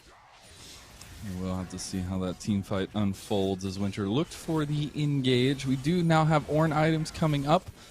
Done. We have the Ludens there. Or not Ludens, I'm sorry, Leandries. Those are words. For APA getting completed to the upgraded version there. PCL just being amazingly helpful to his team right now. And you see that they're completely committed to the 5-man stack. And that's what they're looking to play with the strategy that they've drafted for themselves. And look at Link. He's literally just popped ultimate and can't do anything. Yes, he cannot. Oh no, APA. He's a little bit by himself. See, the problem with this is, like, if Alorum were scary, they might have actually fled into Leak, and then they might have had a possibility there. The problem is Alorum is not scary, so he can't actually walk at this topside ribbon. They just walk directly into him. They're like, okay, let's take this fight. He's like, wait, never mind. I don't want this. I just wanted you to walk into the Rengar. Okay, this might be a 50-50 here. They might split Baron for Dragon. That, I think, would actually be a positive play here from the side of ANEW Blaze, if only because it allows them to shove out waves and things of that sort. But it looks like Contest is here from the entirety of Barrage. Yeah, you could see Gariko did start up the Dragon, but as soon as they saw the commitment on the Baron, they started pulling him up. I wonder how this kind of push and pull is going to be. You see Alorn coming up here But we get the Ornhorn coming through. PCL is going to get double knockup. Big stuns, and that's Darkwing's down. One of your main damage stays here, and that's going to be another knockup. Alarim is just stunned up as Link is going to get Killer Instinct by Garika, and another stun by Winter. He is just not missing with these, and APA is going to go on a killing spree after all is said and done. It is shambles for a new Blaze, and Barrage are looking at the Baron. And even worse, like Darkwings has Flash, and he just must have not expected to die to all of the damage that was going to come out here. Raheem barely gets touched because I think they know that he's not really going to be the massive damage dealer that Darkwings could have been during the course of that fight. No Flash use, no stopwatch use. That's a really wasted opportunity for Darkwings. He was the only semblance of a team fight they might have been able to bring back. And if they live through that initial engage, almost certainly Barrage doesn't have the same kind of tools to contest that Baron. They can maybe look for their first fight win, but because all of it's stuck, nobody here makes a mistake on the side of Barrage. They end up taking that, they end up getting the fight, they end up killing Alorum, they end up getting Ornn items, they end up getting Baron, and now I'm starting to lose hope here that ANEW Blaze can actually turn this one around, even if they start to get into this late game scenario. Maybe it's time for them to start thinking about game number 2. It has been a little time since we've really gotten a good win for ANEW Blaze in some sort on Summoner's Rift, but it's just the way that they've kind of played their hand so far in the early parts of the game. We see another dragon going down. It will be sole point here for Barrage. And then with this Baron buff pushing in the side lanes, they are committing down to this bot lane here. They want to get some more towers. They want to get some more presence down here and potentially open up an in-hit. Yeah, and they're going to come to only 2 lanes as well, where you got out of the mid lane. Rangar's top, Alorum's probably going to die. That was the full Killer Instinct combo, full with Garika there. No. Nice Mega Inferno Bomb to top it off. They're going to get the TP. And as you said, Rebel, Link just has to watch from the top lane as his base is just getting destroyed. Hasn't even started backing. I think that's just going to signal the end, and that will be ANEW Blaze looking at game number 2. But Barrage handled taking game number 1. Yeah, nothing to speak on here. Barrage played this just about as cleanly as you could possibly play. I think as an academy team, or my apologies, as a proving grounds team, this looked like an exceptionally controlled game on their part. They knew exactly what their game plan was coming in. They executed it perfectly. They gave away 0 mistakes to capitalize on, and ANEW Blaze was just scrambling for something to play. There was one. All right, and it wasn't a mistake. It was just the double TP coming in. You can't call those things sometimes. They stepped past the river in bot lane with a ward dare behind they, them, Rebel? and they got double TP'd on and only lost 1 member. My apologies, that was their mistake. They lost. I mean, I'm just saying. Going into game 2, they need to pick it up, all right? No, but in all actuality, Barrage just showed up so well in this one. They drafted a great strategy to start with. They executed beautifully, even though it took a little bit of time, playing it a little bit calculated. At the end of the day, you come away with a win like this. The advantages that you gain in the draft, let alone just the mental gameplay right now is huge. And this is where you have to ask and beg the question, ANEW Blaze, what do you got to come back from with that? Where are you going to change some of these pieces? Where are you going to build some of that strength up? Barrage ran the game. Like just top to bottom, every single lane pretty much did exactly what they expected it to. Every jungle matchup, every rotation they made, they controlled every aspect of the game top to bottom. That means there's no gameplay coming out from the side of ANEW Blaze. It wasn't like they could counteract that of some kind. They would have had to just play better or know how to counteract what they were doing better. So instead, take the game into your hands. Play something more aggressive in the jungle, play something aggressive in mid lane, have a winning lane that they can just dominate in, something like that, and play to it as much as you can. Give yourself a win condition so that you can play to it. Otherwise, the same thing happens that happened in this game, where you just lose complete control of the map, and then you're out of it before you even have a chance to fight. And it just feels really bad when you have one core piece, that the Rengar, where you're looking for these catch-outs, you're looking for these engages for him, the flanks and things like that, where you pretty much become non-existent in a game like this, where yes, you are a piece, you are a distraction, if you will, you're a piece to the puzzle, but what is the actual influence that you can have? We saw it wasn't too much. So I'm hoping to see Link perform a little bit better going into game number 2, Rebel, and especially getting something he's a little bit more comfortable on. We're going to send it away to a little break while we do get ready for that game number 2. On the other side of this, you're going to see the beautiful faces of our analyst desk. We'll be right back.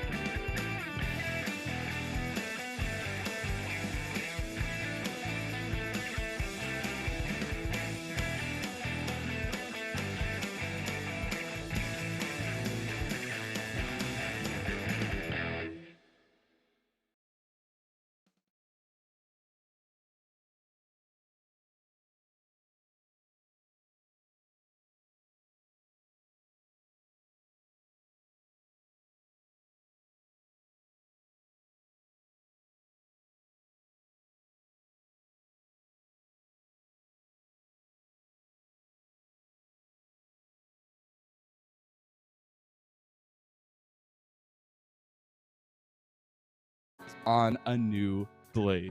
On a new blaze. I am ready.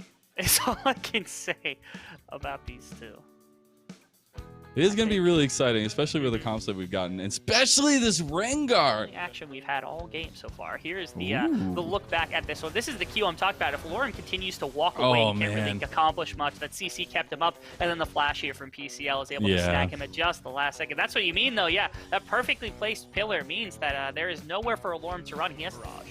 Yeah, you could see Gariko did start up the dragon. But as soon as they saw the commitment on the Baron, they started pulling him up. I wonder how this kind of push and pull is going to be. You see Alarin coming up here. But we get the Ornhorn coming through. PCL is going to get double knockup. Big stuns, and that's Darkwing's down. One of your main damage stays here, and that's going to be another knockup. Alarin is just stunned up as Link is going to get Killer Instinct by Garika, and another stun by Winter. He is just not messing with these, and APA is going to go on a killing spree after all is said and done.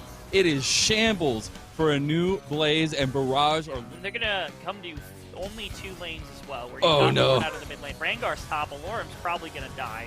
That was the full Killer Instinct combo, full with Garika there. No. Nice Mega Inferno Bomb to top it off. They're going to get the TP. And as you said, Rebel, Link just has to watch from the top lane as his base is just getting destroyed. Hasn't even started backing. I think that's just going to signal the end, and that will be a new Blaze. Looking at game number 2, but Barrage handily taking game number 1. Yeah, nothing to speak of.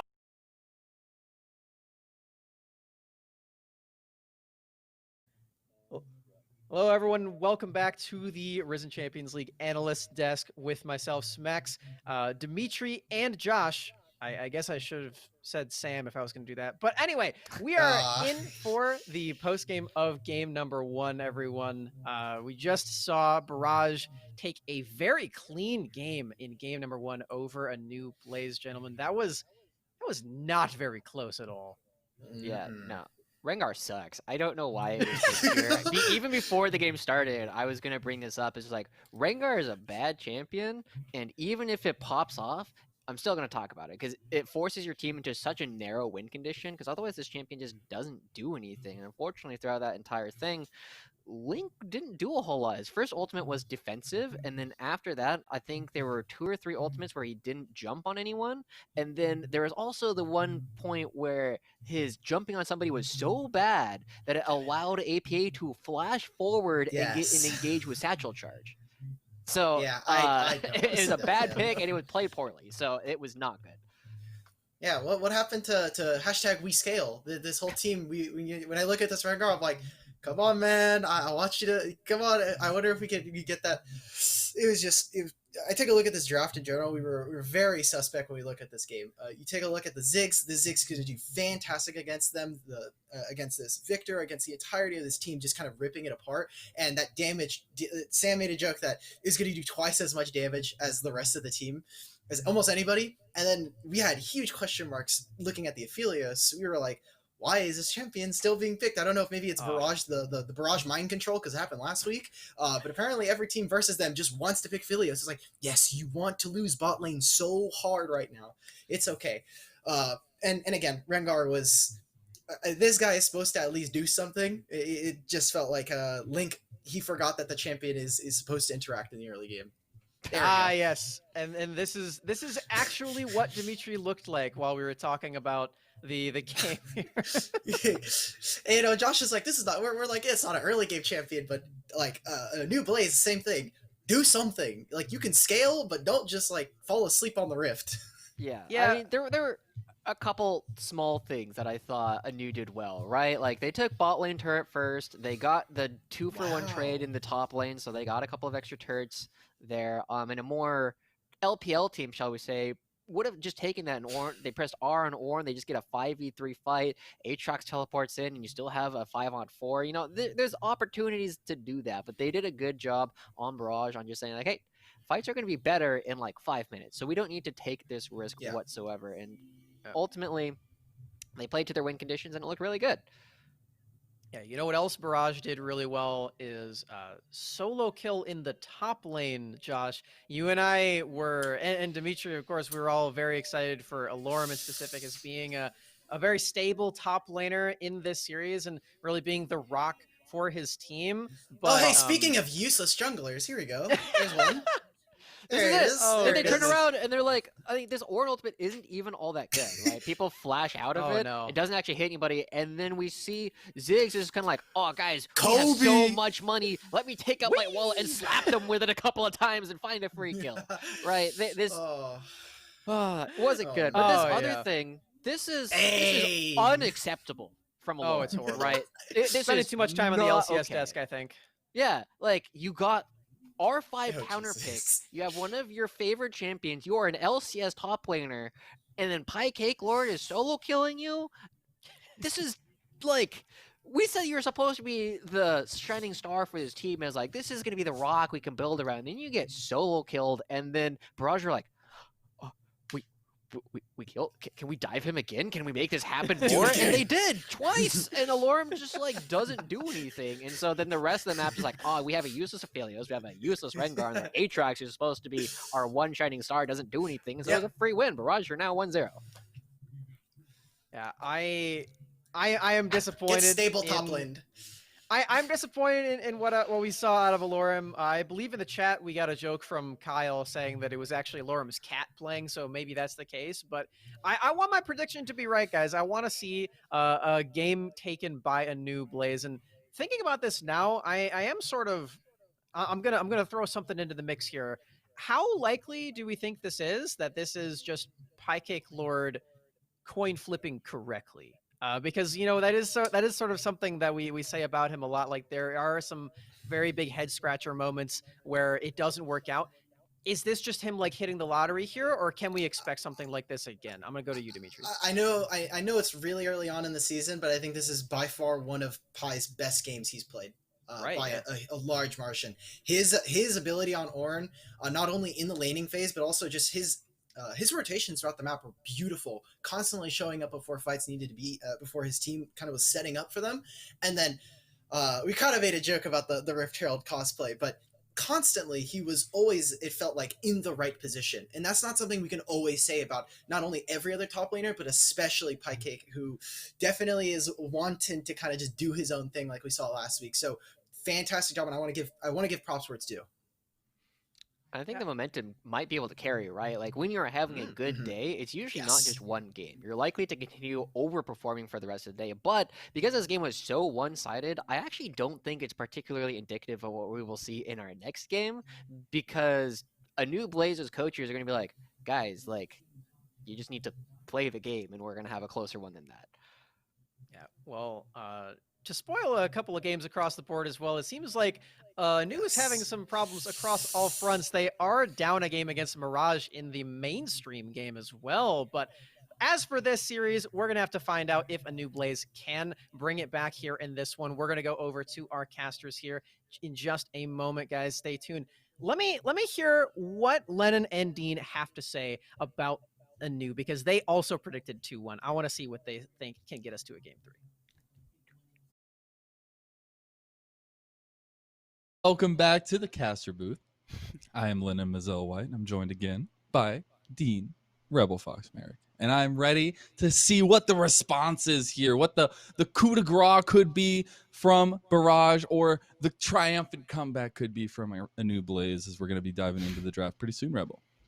Yeah, hoping to see some solid changes here from the side of ANEW Blaze, simply because, like I said, the desk talked about how bad the Rengar was, or at least how bad we thought it was. Indeed. Didn't seem to accomplish too much. The Aatrox certainly didn't work into that Ornn pick. We got plenty of things to change within the draft that I think could work. But more importantly, again, I still think they just need a win condition to build around, or something easy that they can accomplish. And that certainly is the first thing that I would do if I were on the side of ANEW Blaze.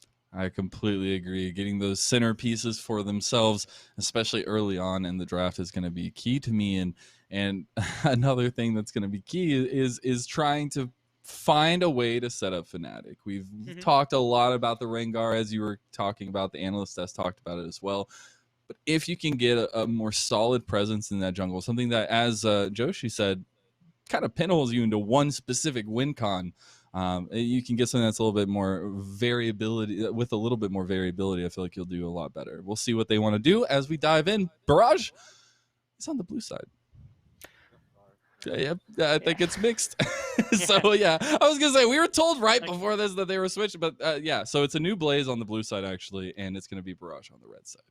Yeah, just making sure that that's clear for everybody. Again, a new Blade. They did switch sides. This was how it was They last did. game. This is completely different from what it is this game. So we have no problems with that. There we go. Thank you, stats team. You're Thank absolutely you. the greatest people who have ever You're the existed best. in this entire world. Yes, we see the Twisted Fate taken away immediately by the side of a new Blaze. In this particular game, they do have a little bit more priority on what their jungle pick is, and so I wouldn't be surprised to see Barrage go like double down back into that kind of jungle banning, especially something like Talia. If Blaze could play it, they don't have to ban it this time because now they're the ones who would get it if they were able to first pick it, which we've seen that a couple of times in LCS. I'd love to see that one come through. Yeah, I would too. I am so interested again at the bans for New Blaze in the first round. They do not want to let APA become an even more integral part to how Barrage want to play. They do not want to give him the side lane presence. They don't want to give him the global synergy. They don't want none of that. And Barrage say they don't want none of that either. They take away that Karthus that we saw banned away from them in game number 1, as well as that Lucian and another targeted ban. It will be the Talia. I was really hoping they'd be able to take the Talia first pick, but it looks like maybe Blaze just cannot play it. Instead, they take away another one of those roaming champions, and then a third roaming champion for the mid lane, but also a jungler. You gotta throw in the little jungler part too. Gotta make just sure to that make it is sure. a jungler. Yeah, everything of the sort. So then Barrage comes back, and what do they ban with their third pick here? They have the Karthus and the Lucian taken off the board. If it were me, I would just pinch off the jungle pool and the mid pool, and that's exactly what they did. Go to the Orianna ban, make sure there's nothing there for Dark Wings. Seraphine is the first hover immediately for Blaze, though. That's exciting to me. That's a lot. They hovered it last time as well and decided not to. At least tried to get away from it last time by banning it away. This time they pick it up with the first pick, which gives us a little eye into what they're trying to go for, especially, and it can be flexible. So you can play the Seraphine mid lane, you can play it support, you still have these options to go for. I think it would be fun to see it in mid lane, although for some, I don't know where to expect it to. I would like to see it. I believe it's been played once by Darkwings, and he actually did win on it. He has that to his record. He has one on the Seraphine, which is a good thing. Barrage immediately goes to the Kaiser. That's what we saw last game. That was a really impressive pick in the previous game. And it wouldn't shock me for them to go to something aggressive once again, something like Alistar, something like Leona, something along those lines as well. And just with the strength in those supports that you named off alone, we'll definitely see some strength there. And we get that Olaf here, and that is an interesting one to go second pick with by Barrage, but confidence is key.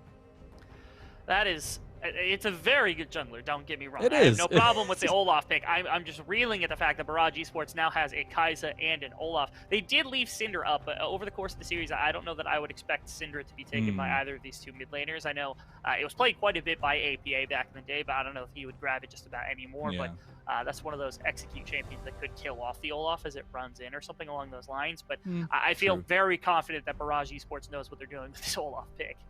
I can really appreciate the Jhin pick here into the Kai'Sa, having a little bit of range. I think that matchup is a little bit volatile, though, depending on how that laning phase goes, and especially what Barrage's support's going to be. Rebel. Are you sighing for the same reason that I am? I probably. The fact that we get the Kindred, I am a big Kindred fan. I love it. Yes, cool. Right now, I don't know if that's the pick that you're exactly looking for. And then now you're against the Malphite on Barrage, and that's just not a good time. That's going to be no fun for Alorum in the top lane. I was like, oh, wow, good. Alorum got himself on the Malphite. Oh, wait, that's okay, Lord gets the Malphite instead. And you're right. Baited.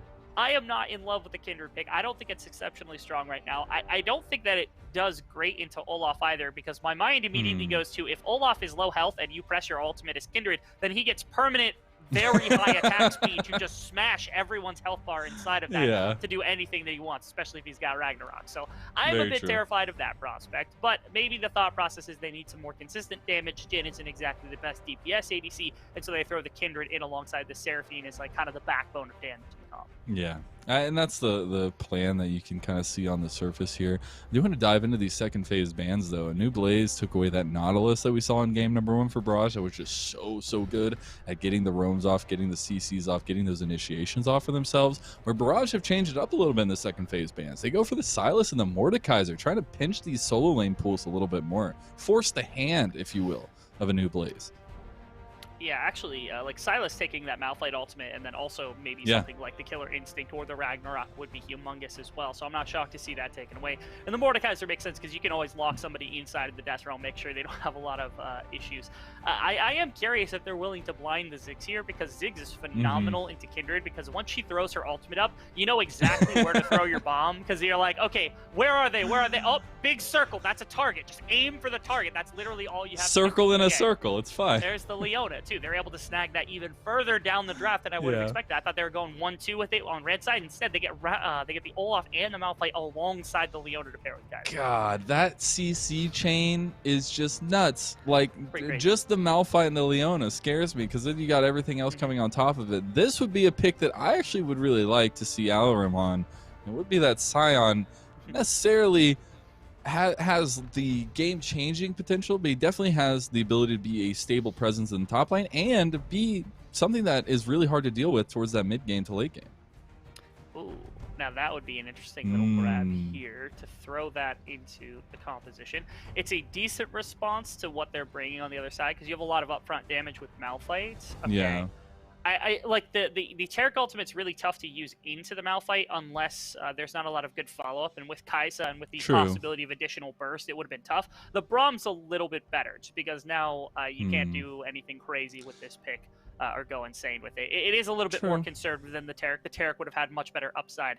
That's something that I have actually thought about. I wrote this on our sheet, and I know if I don't know if you saw it. I did. Yeah, APA has been playing Kale quite a bit in solo queue, if I recall. He went on a 9-win streak with it. Like, he is a very good Kale player, and that is a disgusting addition to this comp.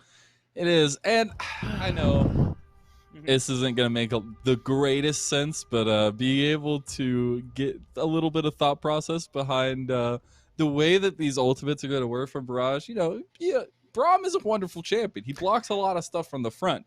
The engage that's coming in from Barrage right now is a lot of from on top. I know there's not Z-axis in this, but that Solar Flare, that Malphite Unstoppable Force, that's going to be really hard to deal with when you're looking at these later fights. I'm really worried about this mid lane matchup because now what you got is like Darkwings is playing the Seraphine. That's a great champion, don't get me wrong. It scales pretty well, has fantastic team fighting ability, everything of that sort. Does it beat Kale? Does Kale actually lose this lane? Like, I'm not saying that like Kale is going to win this lane phase, but can you do anything before Kale gets to level 6 and she just becomes a ranged champion who just sits there and far? Especially somebody like APA who's proven himself on the champion. I just don't think you do. Like, that's going to be, I think, more contingent on Kindred than anything, is to make sure that this Kale falls behind. Well, and, in essence, Seraphine does have a decent amount of damage in the laning phase, and especially being able to get some of the poke down on an early squishy Kale is where you're looking to take that advantage from, and that's where I wonder, like, that jungle presence that we were talking about, the ability for some Kindred ganks in the mid lane could help out this Seraphine just a little bit, and also that duo together can be really strong. That it can. It can do some pretty crazy things. The Olaf also scares me, though, because the Olaf can run the table in the jungle and make sure that they've got that there. And so the composition, I mean, you look at it, like, you've got, like, Malphite into Scion doesn't look... I think on paper it looks better for Scion, but, like, I don't think that there's any definitive pure advantage in that particular lane. You do have, like, the Jhin Braum, but those two do not synergize because there's no auto-attack speed on Jhin to proc the Braum passives. So I'm a little lost exactly how this composition kind of fits together. It's like you took just a random assortment of puzzle pieces and, like, just kind of jammed them together, hoping to finish the puzzle. Or something. It's a beauty, it's abstract art, if you will. It's just making sure that everybody putting pieces together. I like that aspect of this, though, because coming off the game number 1 where you are a little bit on the back foot, you have kind of gotten beaten down in a way that you liked to play, that you set yourself up to play for, and now you've kind of reserved yourself to this kind of style where you have a lot of individually strong pieces trying to come together to make a whole. It's going to be really interesting on how it all comes through, especially when the early game has been so impactful. Even though it's not like crazy kills, craziness going on, it is still very impactful for both of these teams. So Yep, I think that's the case. I think this game has a lot more onus for the Kindred. And I think the Kindred's going to be really important to watch. And maybe that's the player. They're willing to lean into Link here. We'll see as we are going to be hitting the Rift for the second time of the evening. I'm so excited to see what a new Blaze can do to fight back to bring us to game number 3, or if Barrage just take us quietly into the night, into domination, into a 2-0 victory. And giving the onus here over... The onus, you said? Okay.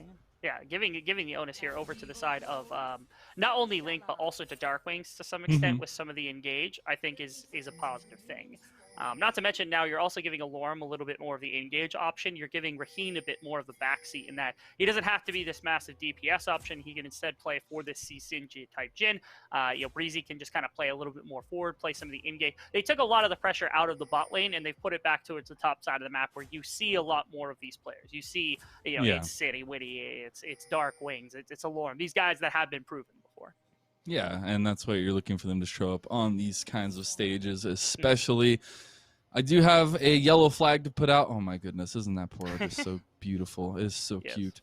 I do have one flag to put out, and the yellow flag's going to Raheen because he doesn't have a good skin on Jhin. And as a Jhin main and a Jhin player, I find serious personal offense to that. You know what I find serious personal offense to? Always Plan Ahead is playing I can't remember what the band name is. It's a Kale with dark wings, and he's playing into dark wings, which to me that's a smack in the face. Like that is the most disrespectful thing I think I've ever seen anybody do in this game when it comes to it. He played dark wings into dark wings, and that just. Oh, when are we gonna get the heavy metal Seraphine? Goodness, we need it right now. I need this in my life. No, but in all actuality, that is absolutely hilarious, Rebel. That it is. So far, I'm just taking a look at what jungle pathing is. Olaf is actually taking an immediately fast path to try to get into the jungle. He might get spotted out. They got him. Okay, yeah, they caught him. All right, he was trying to do something cheeky, try to take away the blue buff. He clears a little bit faster than the Kindred to start. He's still going to get it, though. It's not that he won't get it. It's that now Kindred might be able to respond. Yeah. He actually pulled away from it, though. I think it's a good call from Fnatic. Yeah, good job from Fnatic knowing, okay, they were playing a little bit more aggressive, I think, in the lanes, and maybe that was the call out here from Barrage's solo lanes to know, okay, maybe there is something. So blue buff was taken away by Link here, so it is going to be a triple buff for the Kindred, thankfully.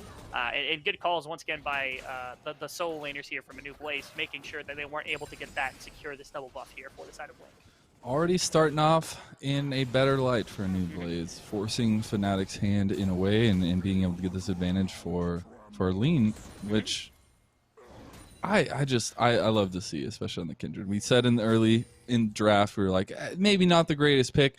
So far, making it work out so well in the early game. Now, the next biggest thing for me to focus in on is how he positions around the marks and how he kind of starts gathering those up, because that's going to be very, very important when dealing with Fnatic, who's just going to be trying to run at you. You need that extra range. You need that extra damage.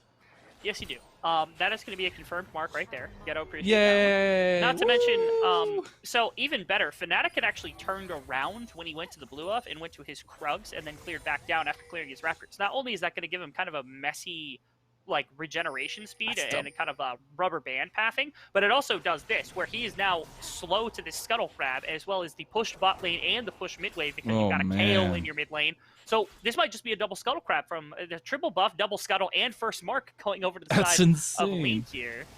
Okay, it looks like they're going for the kill. Yeah, the overextension from Winter and Garika down here. They do use the heal. Here comes Fnatic. Is it going to be enough to do anything about it? The Undertow comes through. First blood already to Garika. Winter is going to flash away, and they get a double kill for Garika. Things are just not working out in ANEW Blaze's favor as they want to follow it up. Fnatic getting a little bit low, but look, Garika has the angle here. See what he can do. One more stack doesn't hit the Void Seeker.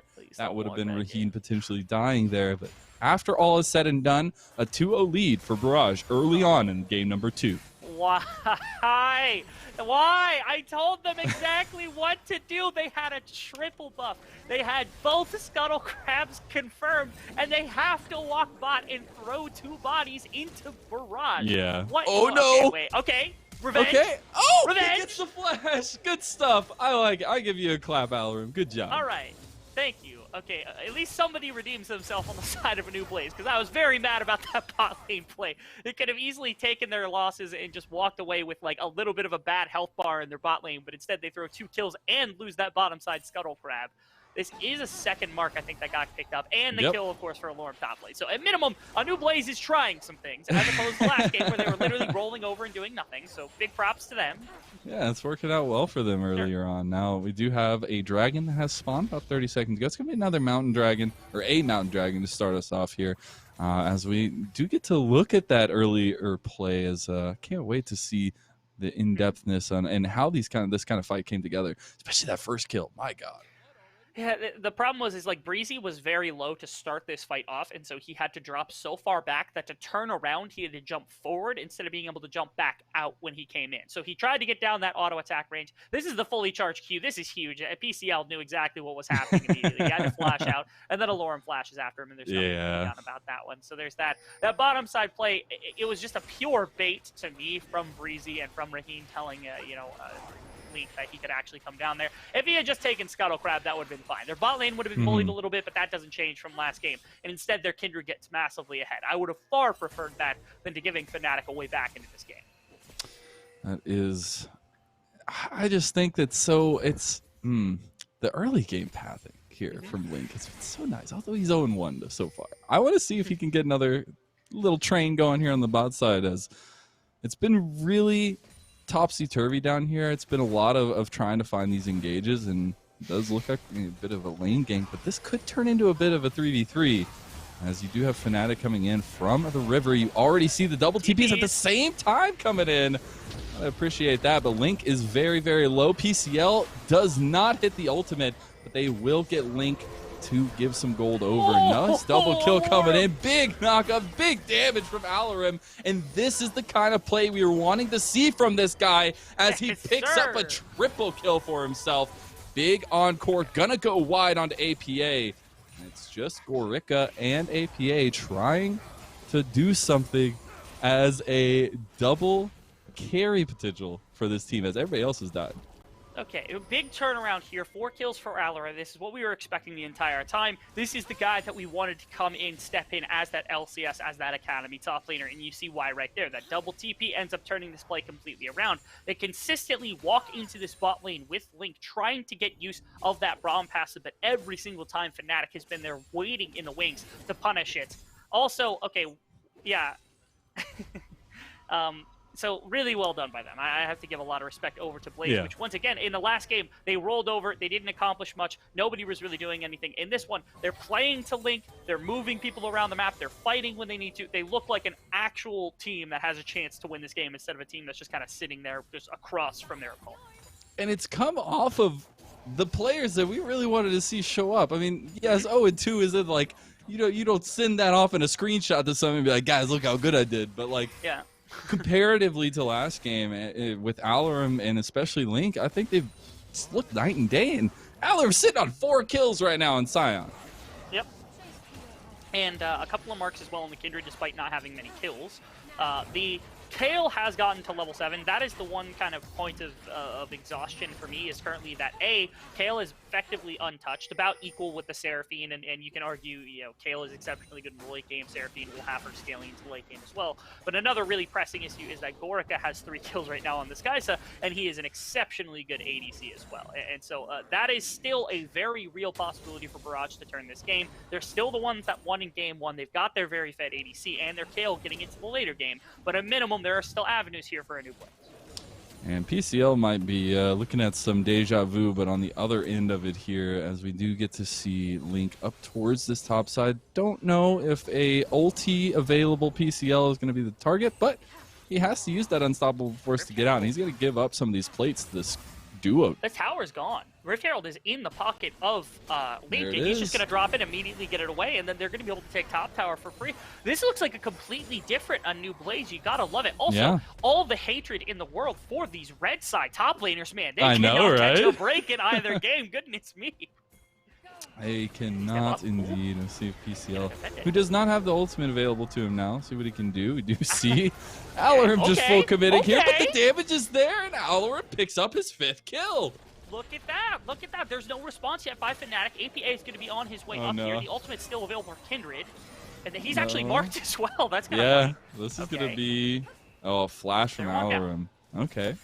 Yeah, perfectly fine. Fnatic threw his axe in a really bad position to go chasing after it, so he wouldn't have had the perma-slow coming out. No smite either, because he just used it on camp, so no chasing potential.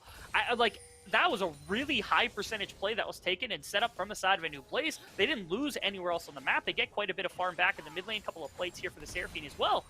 Like I said, this game, they look like a team possessed already. They know they have to win this one to keep going in the series, and they're playing like it for sure. I mean, absolutely love to see it from these players that we've hyped up so many times. Now, Dark Wings needs to get away from this. The Righteous Judgment is available for APA. They're full committing. Righteous Judgment's used, but guess what counters the Righteous Judgment? It's the Lamb's Respite. Although Link might have overestimated himself, Fnatic going to be able to pick up that kill with the undertow, and that is just an overextension from Link. That is not the first time this has happened with the Kindred specifically, where you've gone a little too far on a play, just reaching for something. I think Darkwings is now, he missed his first ultimate just a little bit onto APA, who was able to dodge out on it. He missed time this one because of the Ragnarok. If he hits that, he can almost certainly, that allows Link to actually follow up on this, and maybe that was a little bit of his fault, but certainly... Ooh, force the cleanse out from Raheen here, but nice damage being blocked from Breezy. Doesn't matter, because he's just going to flash forward to take the kill. Couple tower shots to each of them, making sure they all take a little bit of damage as they walk away, but they still come away with the kill. Yeah, nice little movement from Fnatic. He knows that topside play burnt quite a few resources and quite a bit of time off the rest of the map where they have to play defensively. So he goes mid, punishes with that kill ultimate onto Darkwings, ends up finding Link, and then immediately comes into bot side where the shove is coming out from Gorga, who already had 3 kills, now onto 4 kills, continuing to accelerate this Kai'Sa even further into the game. So pretty big stuff so far. The expectation for Gorga to carry this game is there, certainly, as well as APA, but those are not bad players to kind of lean on here on the side of Barrage here. Bear with me, Rebel. Yeah. What if there was just a moment where we could just make them 1v1 in a game? You know, you've got 2 guys that are, unkilled. It's like, let's just send Alarum versus... Oh, goodness. Yeah, being able to take down some extra... No, that's just too much, I feel like. At that point, you're just playing a different game. Anyways, the fact that you do have Kraken Slayer now completed here for the Kai'Sa, I just think is going to be so hard to deal with. Especially, we've seen the positioning so far has been really nice, but you have that extra health shred against some of these members who, yes, they're getting ahead. You have the likes of Alarum, who's getting very tanky, but that health shred is going to be huge against it. Agreed. Completely, that health shred is going to be very, very good against it. What will be an exceptionally healthy Scion. It also looks like he's going for Titanic Hydra, which could use some really massive damage when you set it up. So, not to mention the damage coming out of the Scion will be pretty beefy alongside the health bar. The problem is your damage is still a little bit farther behind. Kindred not doing phenomenally. Just got to that first item. Jin's going to be a little bit until he gets onto that Gale Force. Seraphine still has a few items until she starts to pump out a little bit of damage here and there. She's sole AP, so will do a little bit more damage, harder to itemize into her during this game. But still, you're going to wait a while for your damage to come online, so it will be up to Alarum to do a fair amount of the heavy lifting in this mid-game to the side of ANEW Blaze. And if they can get Gorga to interact there, I mean, like you said, that combination of the serrated dirt for some armor penetration combined with that Kraken Slayer is probably more than enough to get him killed if he's not careful. That's what you have to watch out for here in these kinds of situations where the game is teetering on an edge. Both teams within 300 gold of each other and no big advantage around the map besides a tower being broken off in the top side for ANEW Blaze. But now a renewed focus towards the bot side of the map with the dragon coming up soon. It is an Infernal Dragon as the second one of the game. Darkwings teleports into bot side knowing that there will be a fight over this dragon. That was interesting to me because I thought maybe he'd just walk into bot side and try to fight through top side, but it looks like they know where that positioning is, so it will just be a 4v4. Oh, nice catch out there on the ulti from PCL. Not able to get the kill because of the Lamb's Respite, but the damage is going to follow up and Link is down. That's going to be the Ragnarok that helped get that one as well to get the distance. But now it is Gorica who just cleans house. A double kill for the Kaisa, and now they just get everything they want. And that's why I wanted to see the movement come out here from Darkwings from top to bot to mid lane, because they could have made aggression into always plan ahead and then move Alorum into the river with the Seraphine in order to actually have some semblance of fighting at the Dragon, instead of just throwing a 4-on-4 together where Malphite's going to be really effective. You have a lot of damage on this Kaisa and then also on this Olaf in the early game with this Gore Drinker, and you saw it right there. They only got a couple of kills. Jhin doesn't have the DPS to back up the rest of the team, especially once Kindred dies in. And that's what the 4v4 looks like. You really need your Scion in these fights to actually have a chance at winning them. Man, I like to complain a lot about ADCs in the last year and going into 2021. Yeah, I can't complain anymore when Gorica is just popping off over here on the Kaisa. As we're going to get to see that fight previously and being able to kind of dissect what we got to see. Yeah, so immediately Kindred pretty much falls to start this off. It survives a little while and buys Raheen a little bit of time to find some bit of damage onto the rest of this team. The problem is like the rest of the fight is just lost up to that point. Once the Kindred ultimate is down, everybody got CC'd. There was no response. It was a good ultimate from Darkwings. He finds quite a few members with that ulti, but that was about all he got to stall out a little bit further in that fight. And again, Zion's got 5 kills. He's on 1.5 items at this point and was stuck in mid lane because Gale had kept him there somehow. I don't really know how it was that APA forced him to stay, but could have ulted into that fight and completely changed the fate of this team potentially. So I'm not sure what the call was there from the entire team of A New Blaze, but certainly was not ready for that Dragon fight. Very true. We did see the Dragon go over to Barrage. The Rift Herald was also taken by A New Blaze, and they use it to take their second tower of the game in mid lane, looking for potential more damage onto the tier 2. Winter gonna get charmed up here. Did they just open up with the curtain call too? Well, that's the target you want to use everything on, but they were not able to get Winter, and now they are on the back foot, but still with a large presence in this mid to bot lane. The one thing you can say about this game here from the side of A New Blaze is that their Rift Herald usage was immaculate. They got 2 towers and 2 other half towers, so they got mid most of the damage on top and most of the damage on mid lane tower as well. Yeah. From just 2 Rift Heralds. So those were big plays. You can appreciate that. They're down 2 dragons right now. They're down a little bit of gold. They still have done nothing to slow down APA scaling onto level 11 without any deaths. Just 1 assist to his name. And Kaisa is still exceptionally dead. So in my mind, Barrage still has the very definitive edge in this game for a long time. At least until some of the damage starts to come online for Link and for these other members. I thought he was going to kill him. Oh no, Righteous Judgment was used. Okay. I guess APA was worried. We do get to see APA pick up a kill because, again, Link overextends just a little bit too far. Yeah, just trying to eke out a few of these. If Link had gotten, like, 1 or 2 extra kills here or there, some of these would have just been definitive edges, and he wouldn't have ever had to dive too far to get them. Yeah. Unfortunately, because he's missing just a little bit of AD, a little bit of damage. He's missing 1 mark.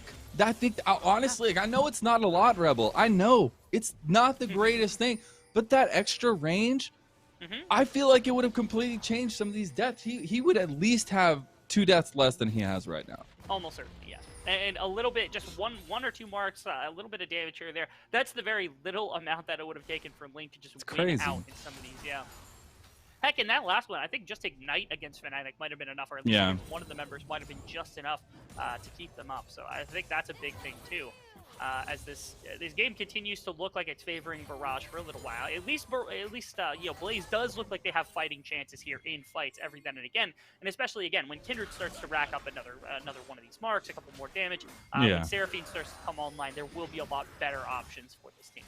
And that's what we've been building up to a lot. They were able to get a better grasp on the early game than they did in game number 1. Now it's about transitioning that, using some of these leads. This still 5-0 Alorum from the top lane and figuring out the best way to utilize it. And unfortunately, Barrage have kind of stuck a wrench in that plan. They've been able to make decisive decisions, especially around the objectives, and put A New Blaze on a back foot, even though they were in the lead for a majority of the game. It felt like A New Blaze for the first 10 minutes was being proactive, looking for things to do on the map, and then in the last 9 minutes, they were reverted to what happened in game number 1, where it's Barrage who's just done every single thing they've wanted to on the map ever since that Dragon fight has come through. It's felt completely like Barrage has held all the agency in the game whatsoever, which is really unfortunate because to me, I think Blaze really does have the option to go for some of these plays with Lorem, and he needs to be the forcing factor in some of them as well. All right, Fnatic did not know he was on a ward. Will be forced to pop the Ragnarok. Also, Righteous Judgment going to be used. Do they still follow up the kill? The Unstoppable Onslaught was there. We now have double TPs coming in a little bit later from PCL, but he is a big factor in how they want to fight this. They're all grouped up. He's looking for the ultimate. They go in. Lambs or Spite's already used. And that's going to set Link up to get knocked down. The Killer Instinct comes in. Gorika's cleaning house, but he's still got a lot to deal with. Alorum's a tanky member, and his teammates are very low on health. See what Winter can do. He flashes forward for the stun. Alorum goes down. APA is still hammering away, but he goes golden at this point. Alorum is going to help get Dartwings another kill. Fnatic gets taken down by Raheen, who uses the Gale Force, and they are going to take this fight. Gorika's the last one left, but he can only hope to take this 1v3. He has already turned it into a 1v2, but can he follow up even more? He has Hail Blaze active, but that's 1,000 gold to Raheen. Oh, finally a new Blaze. They're able to find a fight that works for them. They burn, I think, almost immediately fight. They get Ragnarok, they get the Kale ultimate, they get a couple of different summoner spells. I think they got Kale flash during that, and somehow they still pull out a fantastic fight on the side of Barrage. No teleports necessary. All 5 members end up there, but they get equalization in terms of gold. Finally, Alorum becomes a front line for the team. They get a dragon to slow down the dragon pacing.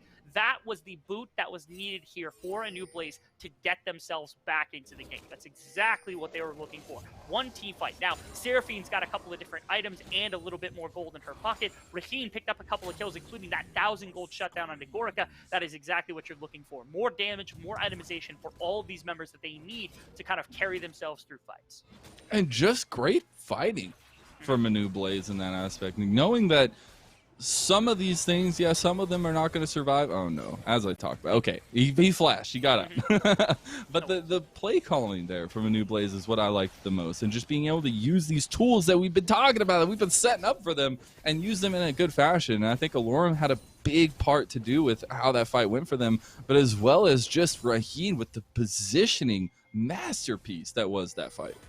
Raheen did a very good job in that fight as well. I think that Darkwings did quite a bit of work in that fight as well. Yeah. He found a couple of kills for himself. So the entire team came in clutch when they absolutely needed it, including, I would say also a really important part of that fight was actually the Kindred ultimate that got popped in the middle of it to prevent that Malphite from going in until just a little bit too long. And it allowed for a new Blaze to have a plan of action for when the Malphite was getting ready to ultimate instead of just letting him rip it whenever he felt like it. So they knew exactly what was going to happen with PCL. They were able to make a prediction from there. So again, a new Blaze for the first time in the game actually had a good fight. Now PCL, I think, regretting his decisions.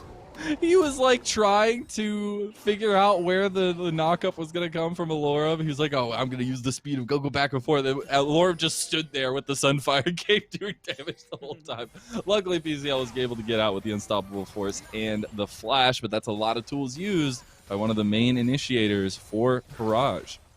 Yeah, PCL has not had the most fun game this game, I will say. On the Ornn, I think it was the one ultimate that wasn't very good, but outside of that one ultimate in the middle of the game, played a very immaculate Ornn game. This time on the Malphite, not as good as I think he would have wanted it to be, especially given how well he played in the previous game. So the Malphite, not as big of a problem as I think it probably could have been in a different game setting. So again, I can't speak enough to the fact that a new Blaze has completely turned around their fate from what happened in game number 1. Not to say the Barrage is out of it, because again, they still have a 9-kill Kai'Sa, and they still have a scaling Kale getting ready to take over the game as well.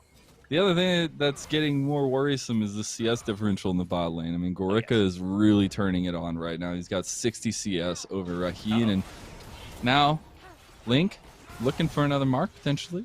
PCL still very tanky Mountain.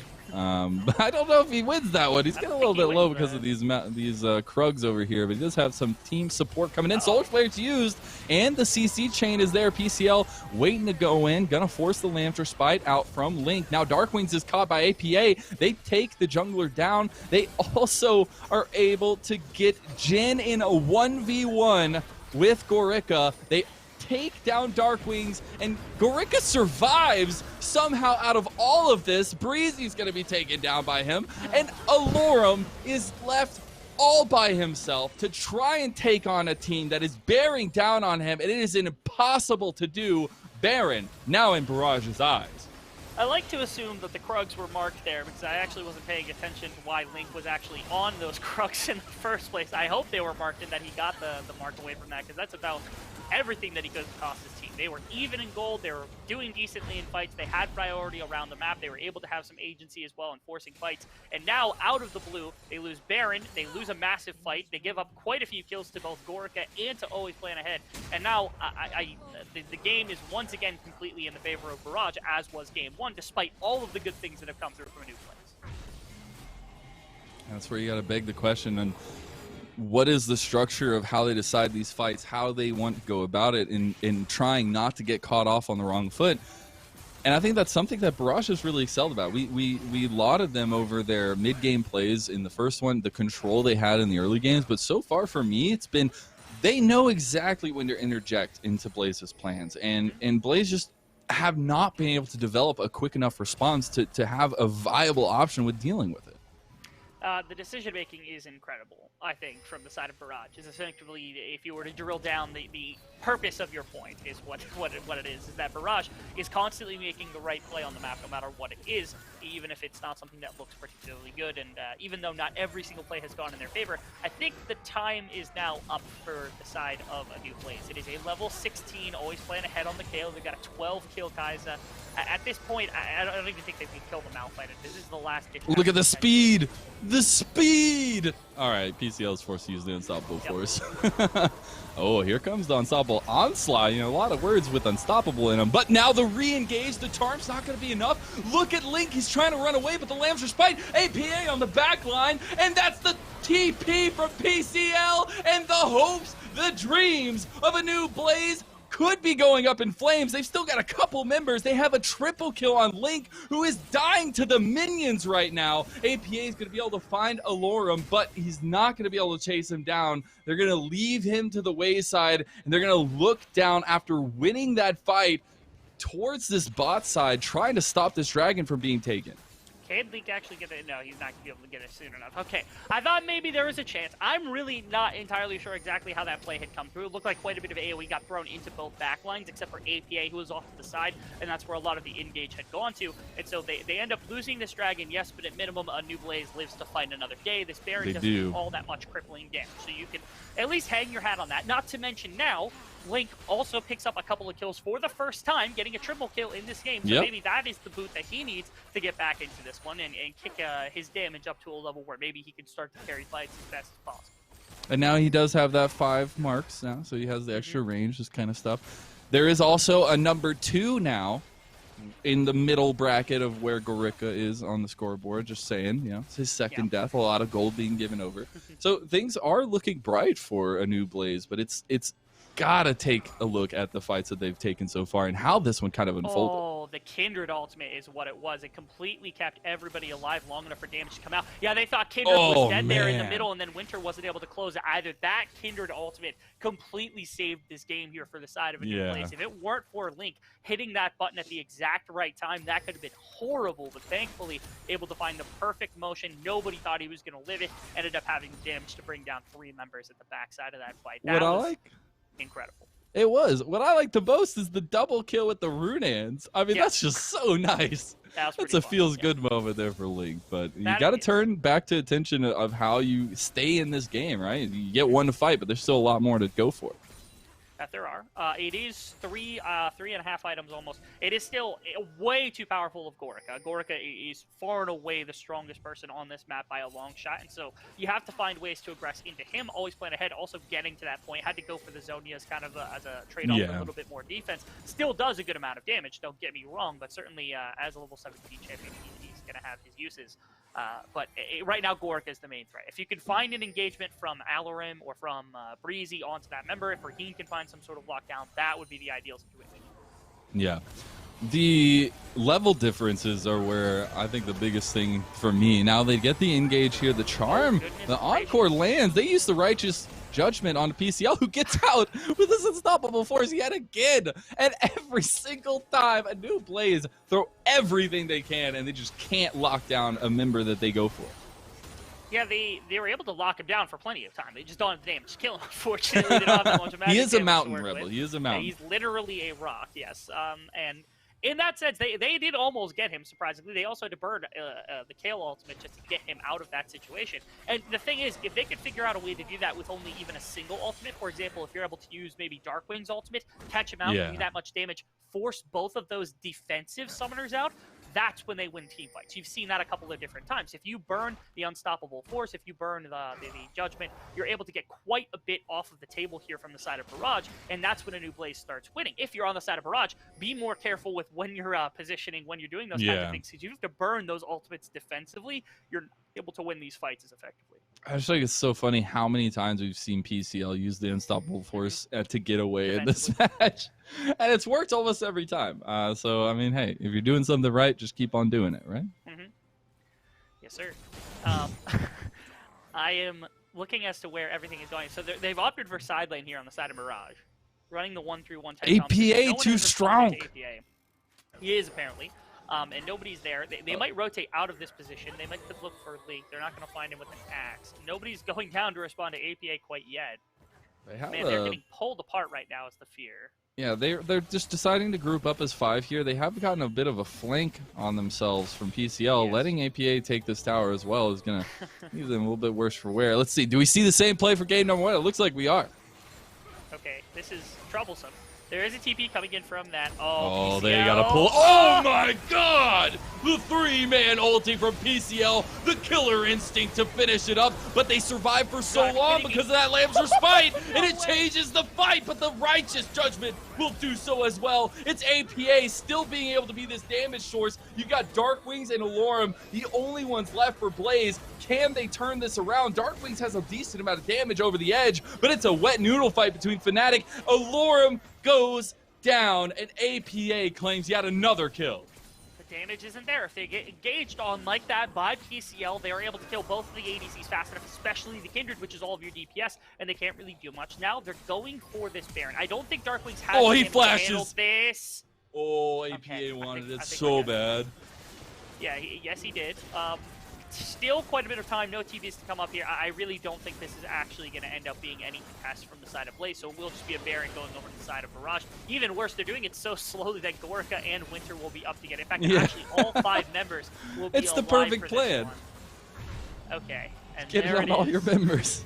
Yes, you got it on all your members. So somehow, again, the Lamb's Spite was able to keep the fight just barely alive here from the side of a new Blaze. But again, when you lose that Kindred, you don't have the DPS to continue fighting actively. Yeah, you don't. So now Barrage, they walk out with Baron. This could be the fight to determine everything because they're looking for this soul. If I were the side of Barrage, I would just ignore this entirely and just go somewhere else and figure it out there.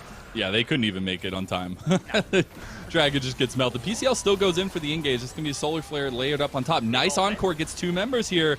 It's going to be a Glacial Fissure to boot as well. Here comes the curtain call. They want to follow this up, and that's already 1 kill going over. That's PCL out of the fight. And Fnatic getting very low here as well. Looks like the speed is going to be enough to get them out. Big damage coming down, but it's not going to be enough to follow through. And a new Blaze come out with another fight that they take a little bit of a lead in.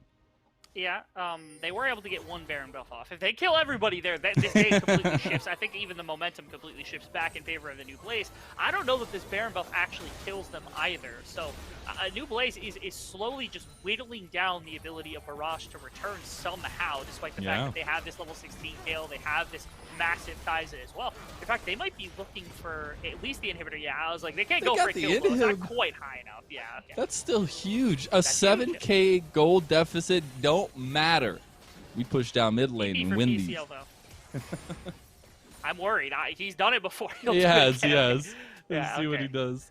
We're good. We're good. Everything is fine. Everything is calm, zen. You don't have to worry about it.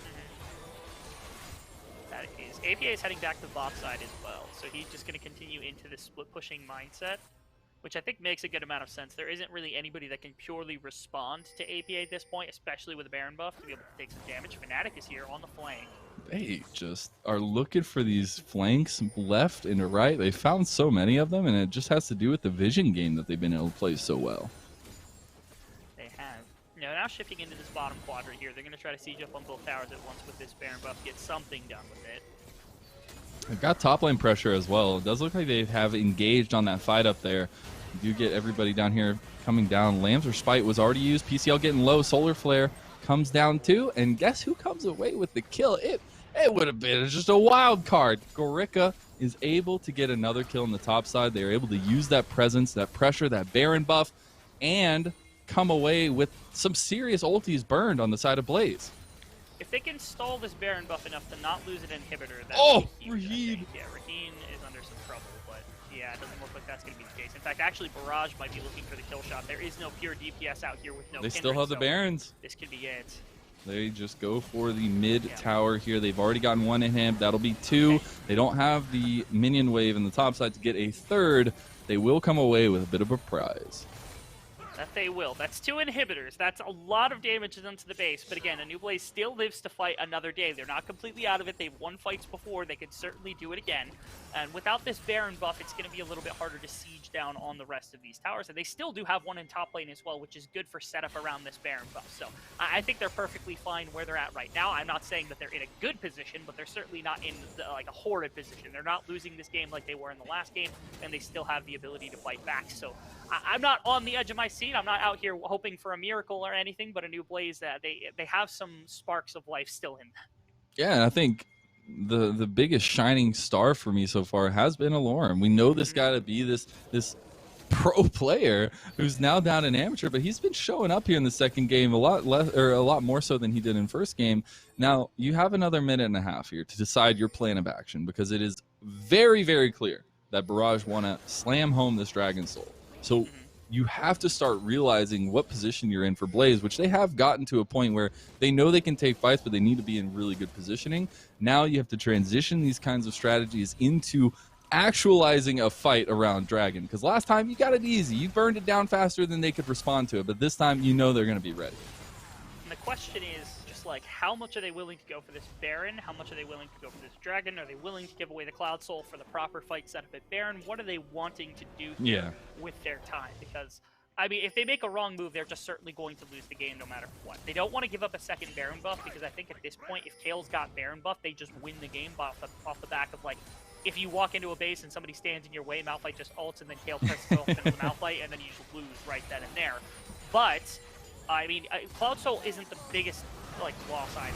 Oh, they're going all in for it. Gorica used the Killer Instinct as well. You do have the Lamb's Respite already used, and that's one of the big tools. Flash forward. That's going to be Fnatic trying to pick up a kill, but not able to on the Link. And now we get the big return ultimate, unstoppable force as well, but he goes down. A double kill for Raheem. Flash forward from APA. He wants to clean house, but he goes golden. Gorica's in the back line, and the team is gone. Just like that, poof. There's a magic trick, and that is Barrage taking that final fight and honestly slamming home a nail in the coffin for ANEW Blaze. I've been waiting for it the entire game, waiting for that trigger to get pulled by Gorica. He's been ahead for so long, so his APA. Every ounce of resource from the side of ANEW Blaze gets thrown into this front line in PCL and in Winter, and once all of them are exhausted, all Gorica has to do is press that ultimate key with APA. He gets in the back line, he kills everybody, and that's what the fear has been the entire time. ANEW Blaze danced around it for so long, but this was inevitable from the beginning of the game. Barrage come out with a swift 2-0. Leveling the competition, proving that they were undervalued going into the Proving Ground circuit. Barrage are able to claim another convincing win and continue to be undefeated here in the Risen Champions League. Absolutely dominating in this. And apparently, that's the mindset they've had the whole time. It's all about confidence for them. That is. I mean, you saw in both of their games when they are the ones that are making plays, when they're the ones enacting on all of their tempo and everything that they've got, you see just how easy it is for them to just take any play that they want at any given time. When they're running something like the Kale out of the mid lane, it becomes a little bit harder to respond everywhere on the map for the APA, and so that's why you saw a little bit more fight back from Link and from the rest of this team, where you found a couple of kills in top lane, a couple of kills in bot lane. It looked a lot better from the side of ANEW Blaze, but again, this time it was a scaling composition. They were still able to find mid-game plays. They still had control the entire time, and they close out so brilliantly that it's difficult for me to not see Barrage as the top 4 team, if not even higher right now. Hey, I you know, honestly, after this, I couldn't agree more. I think that Blaze had some very good, promising moments, especially in game number 2. You were really feeling for it after that game number 1, the tragedy that it was. Going into game number 2, they started off on the right foot. They were able to get some leads for themselves, especially Aloran in the top lane. That's what I was so excited for, being able to be this big team fight influencer, this kind of we already said it once already, but the Rock in the top lane for Alorum, even though he wasn't playing the Malphite. And he did well, but it just came down to the leads that were gotten by specific members of Barrage, especially Gorica, and being able to just execute on those team fights. Execution. And that's exactly what Barrage did. The issue with the team when you're playing against someone like Barrage is that they can carry out of literally any position. Yeah, it doesn't exactly. just have to be Gorica. It doesn't just have to be PCL. It could be any of the players across the entire team, and you never really know what to prepare for. So on the opposite side, when you come in with a game plan like we're going to respond to what you're going to do, well, you don't know what they're going to do, so how are you going to respond to it? So in any case, I really do think that a new Blaze needs to kind of iron out. This game was pretty definitive that they couldn't figure out what their style was and where they were going to put their pressure on the map, who was going to carry the resources, who is truly the number one carry. And if they're going to carry on, if they're going to contest with some of the top teams, some of the, not only the top 4, but even some of the top 8, I think that's the first thing you need to figure out. Who are you going to play around? What is going to be your way of carrying? Because not every team is Barrage. Not every team has 5 carries. You need to be able to find a style that works for you. And it seemed like Barrage was able to exploit that in this game. Yeah, and I just think a lot of that has to come around in decision-making for the jungle, right? I think that, yes, both performances were okay. You were able to pull some things out from the jungle that worked, especially around the early game on the Kindred. But for me, jungle being such a crucial part into a way that a lot of these amateur teams like to play their style, and especially hinting on the aggressive style junglers, it felt like that's what they were trying to do, but it just doesn't fit in the way that the rest of the team wants to play the game. So that is where they need to go back to the drawing board maybe a little bit. Yes, maybe keep some of those aggressive picks, but also index on some of the more supportive junglers that can help excel the solo lanes themselves. I agree. And I would also give just a small bit of critique here to the side of Barrage, because they've earned every bit of compliment that we could possibly give them. They've looked phenomenal, gone completely undefeated up until this point. And that is that if you have a very definitively won game, I want to see them close out faster, simply because of the fact that some of the better teams will be able to come back. Some teams like ANEW Blaze might have had a chance at winning some of the late game team fights were not for just a handful of mistakes here or there, if they reallocate resources there and again. And so if you're on the side of Barrage, just work on finishing the game faster. Other than that, you are a dynamite team, and this could be a competitor for one of our top 2 spots to get into those tier 1 tournaments. There's one little point that I've been thinking about. I wasn't sold on the Olaf. I know it was good, and I liked some of the flash plays with the Olaf. I guess it's not the specific like player play of the champion. It's just Olaf in general. You know, another champion just runs at people. But in this game, it worked out so well. It was that extra piece to their composition that just kind of tied it all together. You had the jump ends, you had the initiations, you had the range damage lockdowns from APA and from Gorica. But being able to have that skirmishing style jungler who every time you see an enemy, you can decide to walk straight at them if you want to, and it forces them to play in a chaotic fashion. And again, we've talked about how they like to take control early. They like to really play the way that they want to play, and they do so well. And that has a lot to do with it when you're able to get some of these core pieces for yourselves. And that's why we're kind of hinting at Blaze to find those core pieces.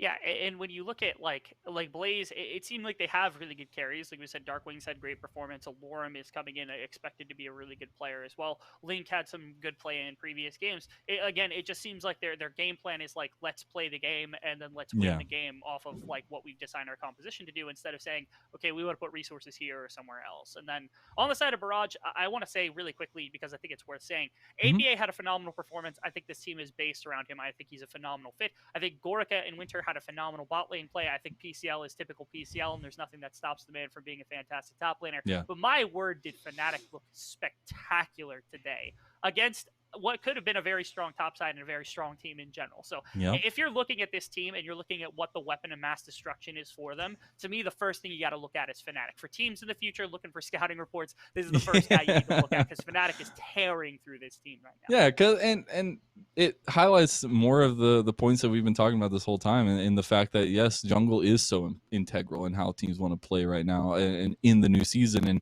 when even looking at the first game, you know, it was a very different setup how they wanted to play. Obviously different sides, but in game number 1, heavy influence top lane, dive a couple times, get Alarm down. They were able to transition that into a lot of kills and get that into the pressure into the other lanes. Second game, they had to deal with a little bit of reactive play in the beginning of the game, but were able to still sometime in that like 15-20 minute mark just completely flip the tables or tables turn, or however you say it, Riv. Barrage is dangerous. I think that's They the are. only thing that you can say. They're dangerous.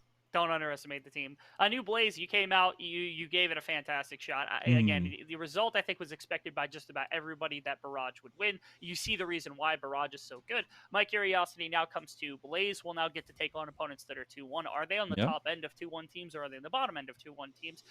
To me, today was a rough opponent for them to try to deal with because of their style of play. I think in future weeks they're going to have a little bit easier of a time, and I want to see them bounce back because clearly I love some of these players, Alorum, Darkwings, Raheen, the hands player that I've known for such a long time. Yeah. I'm looking forward to these guys' growth as they continue into some of the other tier 2s and this tier 2 and maybe even tier 1s. I'm just saying, I really want to go play a couple gym games right now after seeing some of those moves, some of those Gale Forces. Got to take advantage of it while it's still around because they like to take away all the good stuff that they give Jin. But anyways, I'm going to forgive the yellow card that I gave Raheen earlier. I think he deserves it. He didn't pick the best skin, and maybe that's why they lost in all actuality. But, like, you got to give him the good play. Mechanical, at least. Yeah. I think the yellow flag should go to APA instead for picking Darkwings and a Dark. Wait! But he flexed on him. The only better bout, the next time these two play, I really, really, really hope that Darkwing picks Aurelion Soul and just brings it out against APA because it would be such a diss move, but it would be hilarious to watch. I would have loved to see the Aurelion Soul today. Incredible. It's just, they don't ban it anymore. That's I just want to see him whip it out here in the Proving Ground. Maybe we'll get the blessed one of these days. Maybe, as it's going to be really interesting to see how this team kind of moves forward. This team that has so much confidence built up in themselves and the way they like to play in the domination that they've showed early on in Risen Champions League and how far that carries them. What this infrastructure that they've allowed themselves to build, they have all these pieces, the coaches, the analysts, the things around them. And I think that's just a really nice way to set up your organization further down the line, not even just looking at this time around, but especially at this time around. Okay.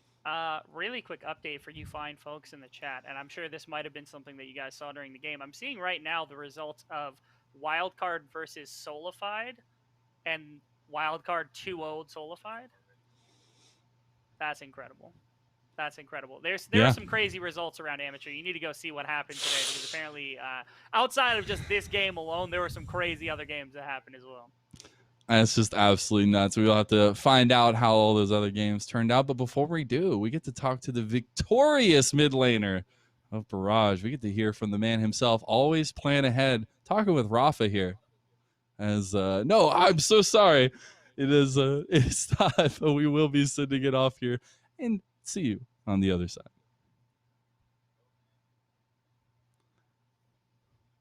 Gentlemen, and welcome Gorka to the interview desk. My name is Rafa.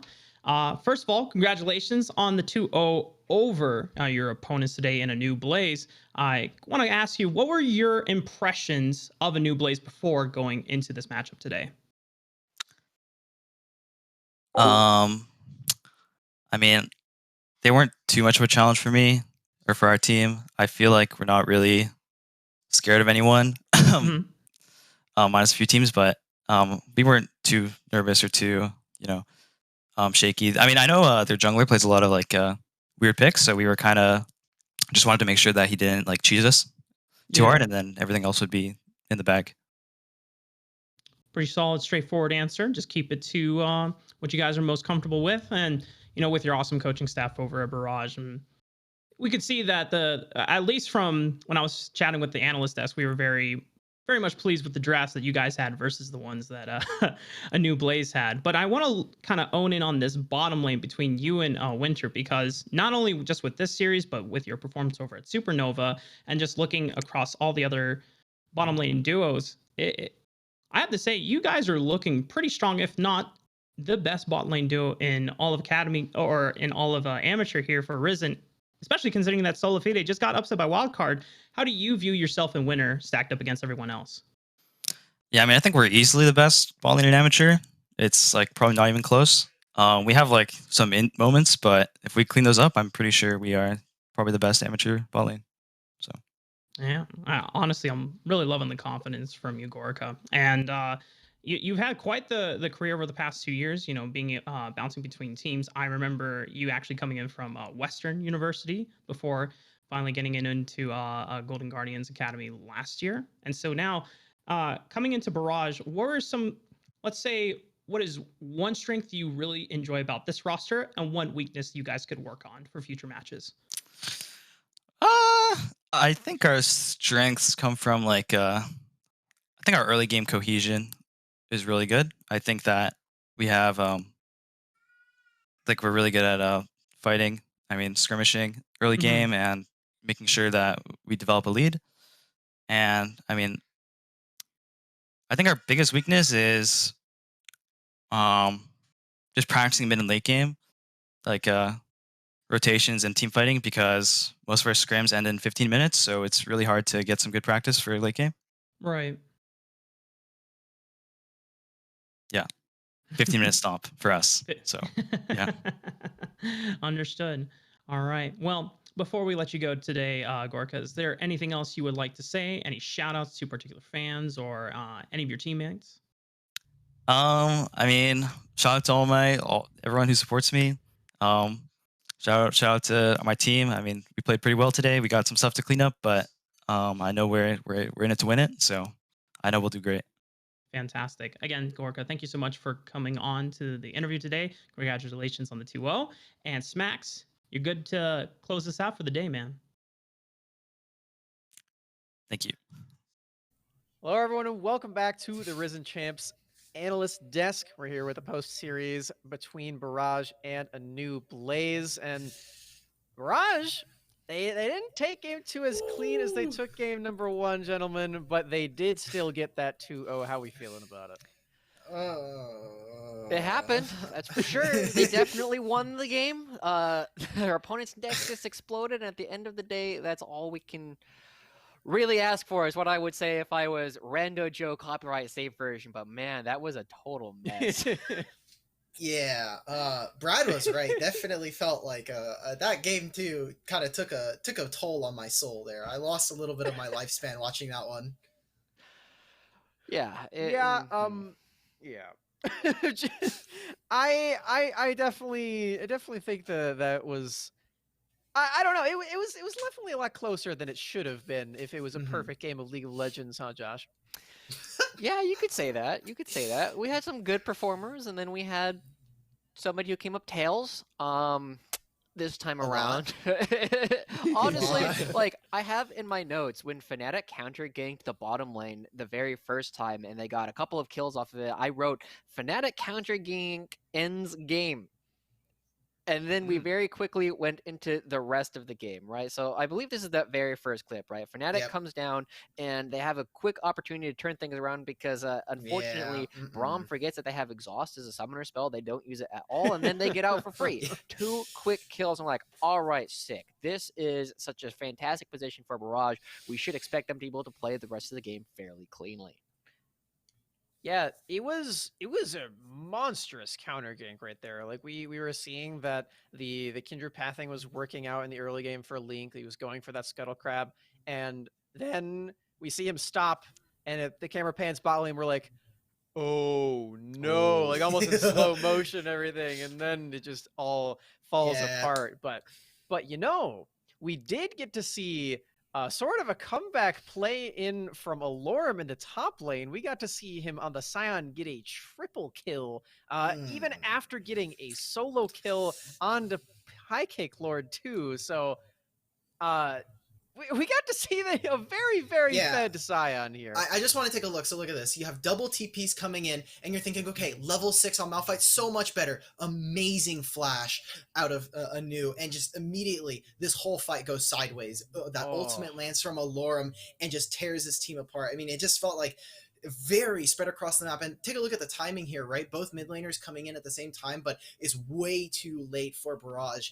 And at that point, I know we went back into our notes. Josh was like, scribble out Fnatic. Okay. Alorum wins game. Yes, game is over now. I mean, they still have the time to scale. Like Barrage are learning to count. They're getting up to 16. They're beating us here on the desk. But it's at that point where you see Scion with 5-0 and Pie Cake Lord just, like we said, flipping tails this entire game. Yeah. Yeah, I'm glad that I got that point in the previous desk where yes, we did get to see Pie Lord completely obliterate all hopes from Alorum, but yeah, not working out all too well in this one. But speaking of Alorum, he got all these kills. He had 100% of his team's kills in the early game, but does that matter if he's not showing up to the fights, guys? I don't know. Like, we see this dragon fight. We see ANEW super confident. They just got that triple kill on the Scion. They know that they can go for this play. But look on the minimap. Scion's not here. Scion's over in mid lane fighting Kale, and his team gets wiped. Remember the joke about Barrage where they usually beat their opponents by just slamming their wallets on them? It's like, guys, we left the wallet at home. Guys, we have to go back. We have to go back mid lane. We can't do this. It was a huge mess, and just ended up kind of contributing to that snowball that we started to see afterwards from Barrage. Yeah, Alorum heard what we said about him the first game, and then was like, no, that's not going to happen again. He looked really, like, exceptionally good this game. Unfortunately, there's a certain player that did not look particularly good on their team, and unfortunately, I'm sorry, Link, today was not your day. As while Alorum was 5-0, we turned around and looked at Link on the Kindred. Ends up coming out of the early and mid game 1-5. And unfortunately, you know, having the Kindred ult, doing a lot of Hyami impressions, he actually saved a lot of people on the other team throughout the course of it. But there's one other player that we need to talk about who underperformed this game, and I hope you all know who I'm talking about. Oh, Pie can't lane. Who's gonna say it? Is it Pie can't lane? Because that was really I love, and this falls right in line with some of the criticisms that I had about this Barrage roster, how coin flip this team is. The solo lanes in particular. He went from being one of the best. He goes from having that insane Ornn game where we're looking at him like, wow, if Pie, if this guy PCL continues this kind of performance, Barrage are unstoppable. Into oh no, Pie, you do realize that the ultimate is supposed to hit people. It does actually have to land for it to do damage or have any kind of effectiveness in any fight.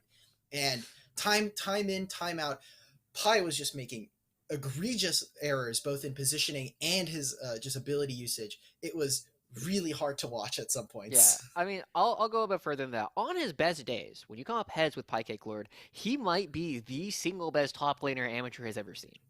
Yes. On other days, he single-handedly dragged this game out an extra 15 minutes. Yes. Josh, is that not impressive? Gorka and APA is that not were impressive? so fed. All man. they needed to do was for Pie Lord to not get caught out and just press R on like two people that didn't happen to be exactly Scion and Braum. And he couldn't. It's versatility. That's versatility. He can do it both. You do both on the same day. That's true versatility. You get the real good and you get the real bad. But you know, Josh, I'm glad you brought up the player that I was expecting us to be able to have a lot of high praise for. He showed up. We saw Gorica just completely popping off on this Kai'Sa, and we have a clip of that last fight as well, where yes, Scion is like super beefy in the front line and is making this fight a living hell for Barrage. But then at a certain point, Gorica is just like, wait, I don't have to hit this guy, do I? I can just go into the back line and kill everyone in one Q. Thankfully, taunt is a regarded mechanic for only certain top laners. Scion is not one of them, and as we see right here, flashes forward, gets the triple kill, ends out the game, just immediately takes us off. Maybe we see that team fight. I think in most cases, I think we continue to see that team fight go the same way 9 times out of 10. But Gorica, time in and time out for tonight, was absolutely insane. Especially we got to see a little bit of a flashy triple kill, but man, I was so excited that we finally got to see Gorica kind of express himself mechanically this tonight. Yeah, absolutely. I remember one thing that we were talking about Gorica and Winter as well being his support. We were like, these guys really don't want to be an amateur anymore. They're playing like it. They're playing with the fire in their hearts right here. Gorica absolutely popping off on this Kai'Sa. And again, they get the victory. Barrage now 6-0 in game score, 3-0 in series score overall, making them in that top 4. And with the other results of the night coming in, how are we sort of feeling about Barrage's chances in that 4-0 tier of games? I'm going to start with you, Josh. Well, honestly, or Dimitri. Whichever one of you. No. Go, Josh. Go. All right, yeah. Honestly, I was saying this team looked pretty good from the very beginning. I was expecting a lot to come out from them. And if you haven't been paying attention to Twitter, Solo Fide actually lost 0-2 to Wildcard. So congratulations, you're now A tier, Myra. At the same time, ANEW dropping a game to Mirage is rather surprising as well. And that means that they will end up going into Game 3, and we'll get to see that on our screens relatively soon. Barrage is now the only undefeated team in the entire Swiss bracket, and that says a lot about how well they can play. And we saw like how effectively they were able to play even when they were down a member today. So I think this is a team that is strong enough in enough roles that they should be able to definitely make playoffs and hopefully go far in the postseason tournament. I'll take the fact that I got 2 out of 3 predictions from our pre-show right. I'll take that any day of the week. I'll eat my words. You know, hey, Barrage, you're an S tier team. I thought maybe it was going to be 8 tier. It's okay. I'll take it. Somehow Wildcard got up to 8 tier. At this point, anything's possible. We live in the best timeline. Yeah. I'm really liking this timeline as well here, Dimitri, and the other teams that are liking this timeline as well in that upper echelon of teams are Evil Genius's Prodigies and, like you mentioned, Wildcard, who are now joining Barrage in that 3-0. To find out who's going to join them as the 4th team, we're going to send it on over through a raid over to Risen Esports number 2. Don't go anywhere, guys. You are not going to want to miss that result. We're in Game 3 of that game. But for this stream, that has been all from us. Thank you so much for watching. Be sure to tune in tomorrow at 7:30 Eastern time for yet another Analyst Desk pre-show from me and Dimitri, and Jack is going to be there for that one. Sorry, Josh. But have a good night, everyone. See you later. Bye, Josh.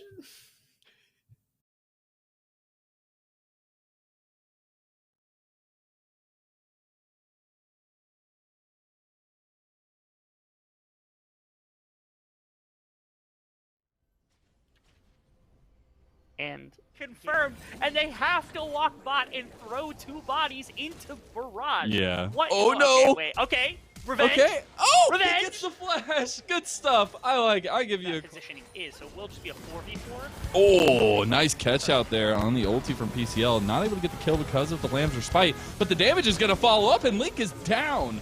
That's going to be the Ragnarok that helped get that one as well to get the distance. But now, oh, here comes the Unstoppable Onslaught. You know, a lot of words with Unstoppable in them. But now the re-engage, the Charm's not going to be enough. Look at Link. He's trying to run away, but the Lambs' Respite. APA on the back line, and that's the team. This is troublesome. There is a TP coming in from that. Oh, they got to pull. Oh, my God. The 3-man ulti from PCL, the killer instinct to finish it up, but they survived for so long because of that Lamb's Respite, and it changes the fight, but the righteous judgment will do so as well. It's APA still being able to be this damage source. You got Dark Wings and Alorum, big return ultimate, unstoppable force as well, but he goes down. A double kill for Raheen. Flash forward from APA. He wants to clean house, but he goes golden. Gorika's in the back line, and the team is gone. Just like that, poof, there's a magic trick, and that is Barrage taking that final fight and honestly slamming home a nail in the coffin for ANEW Blaze.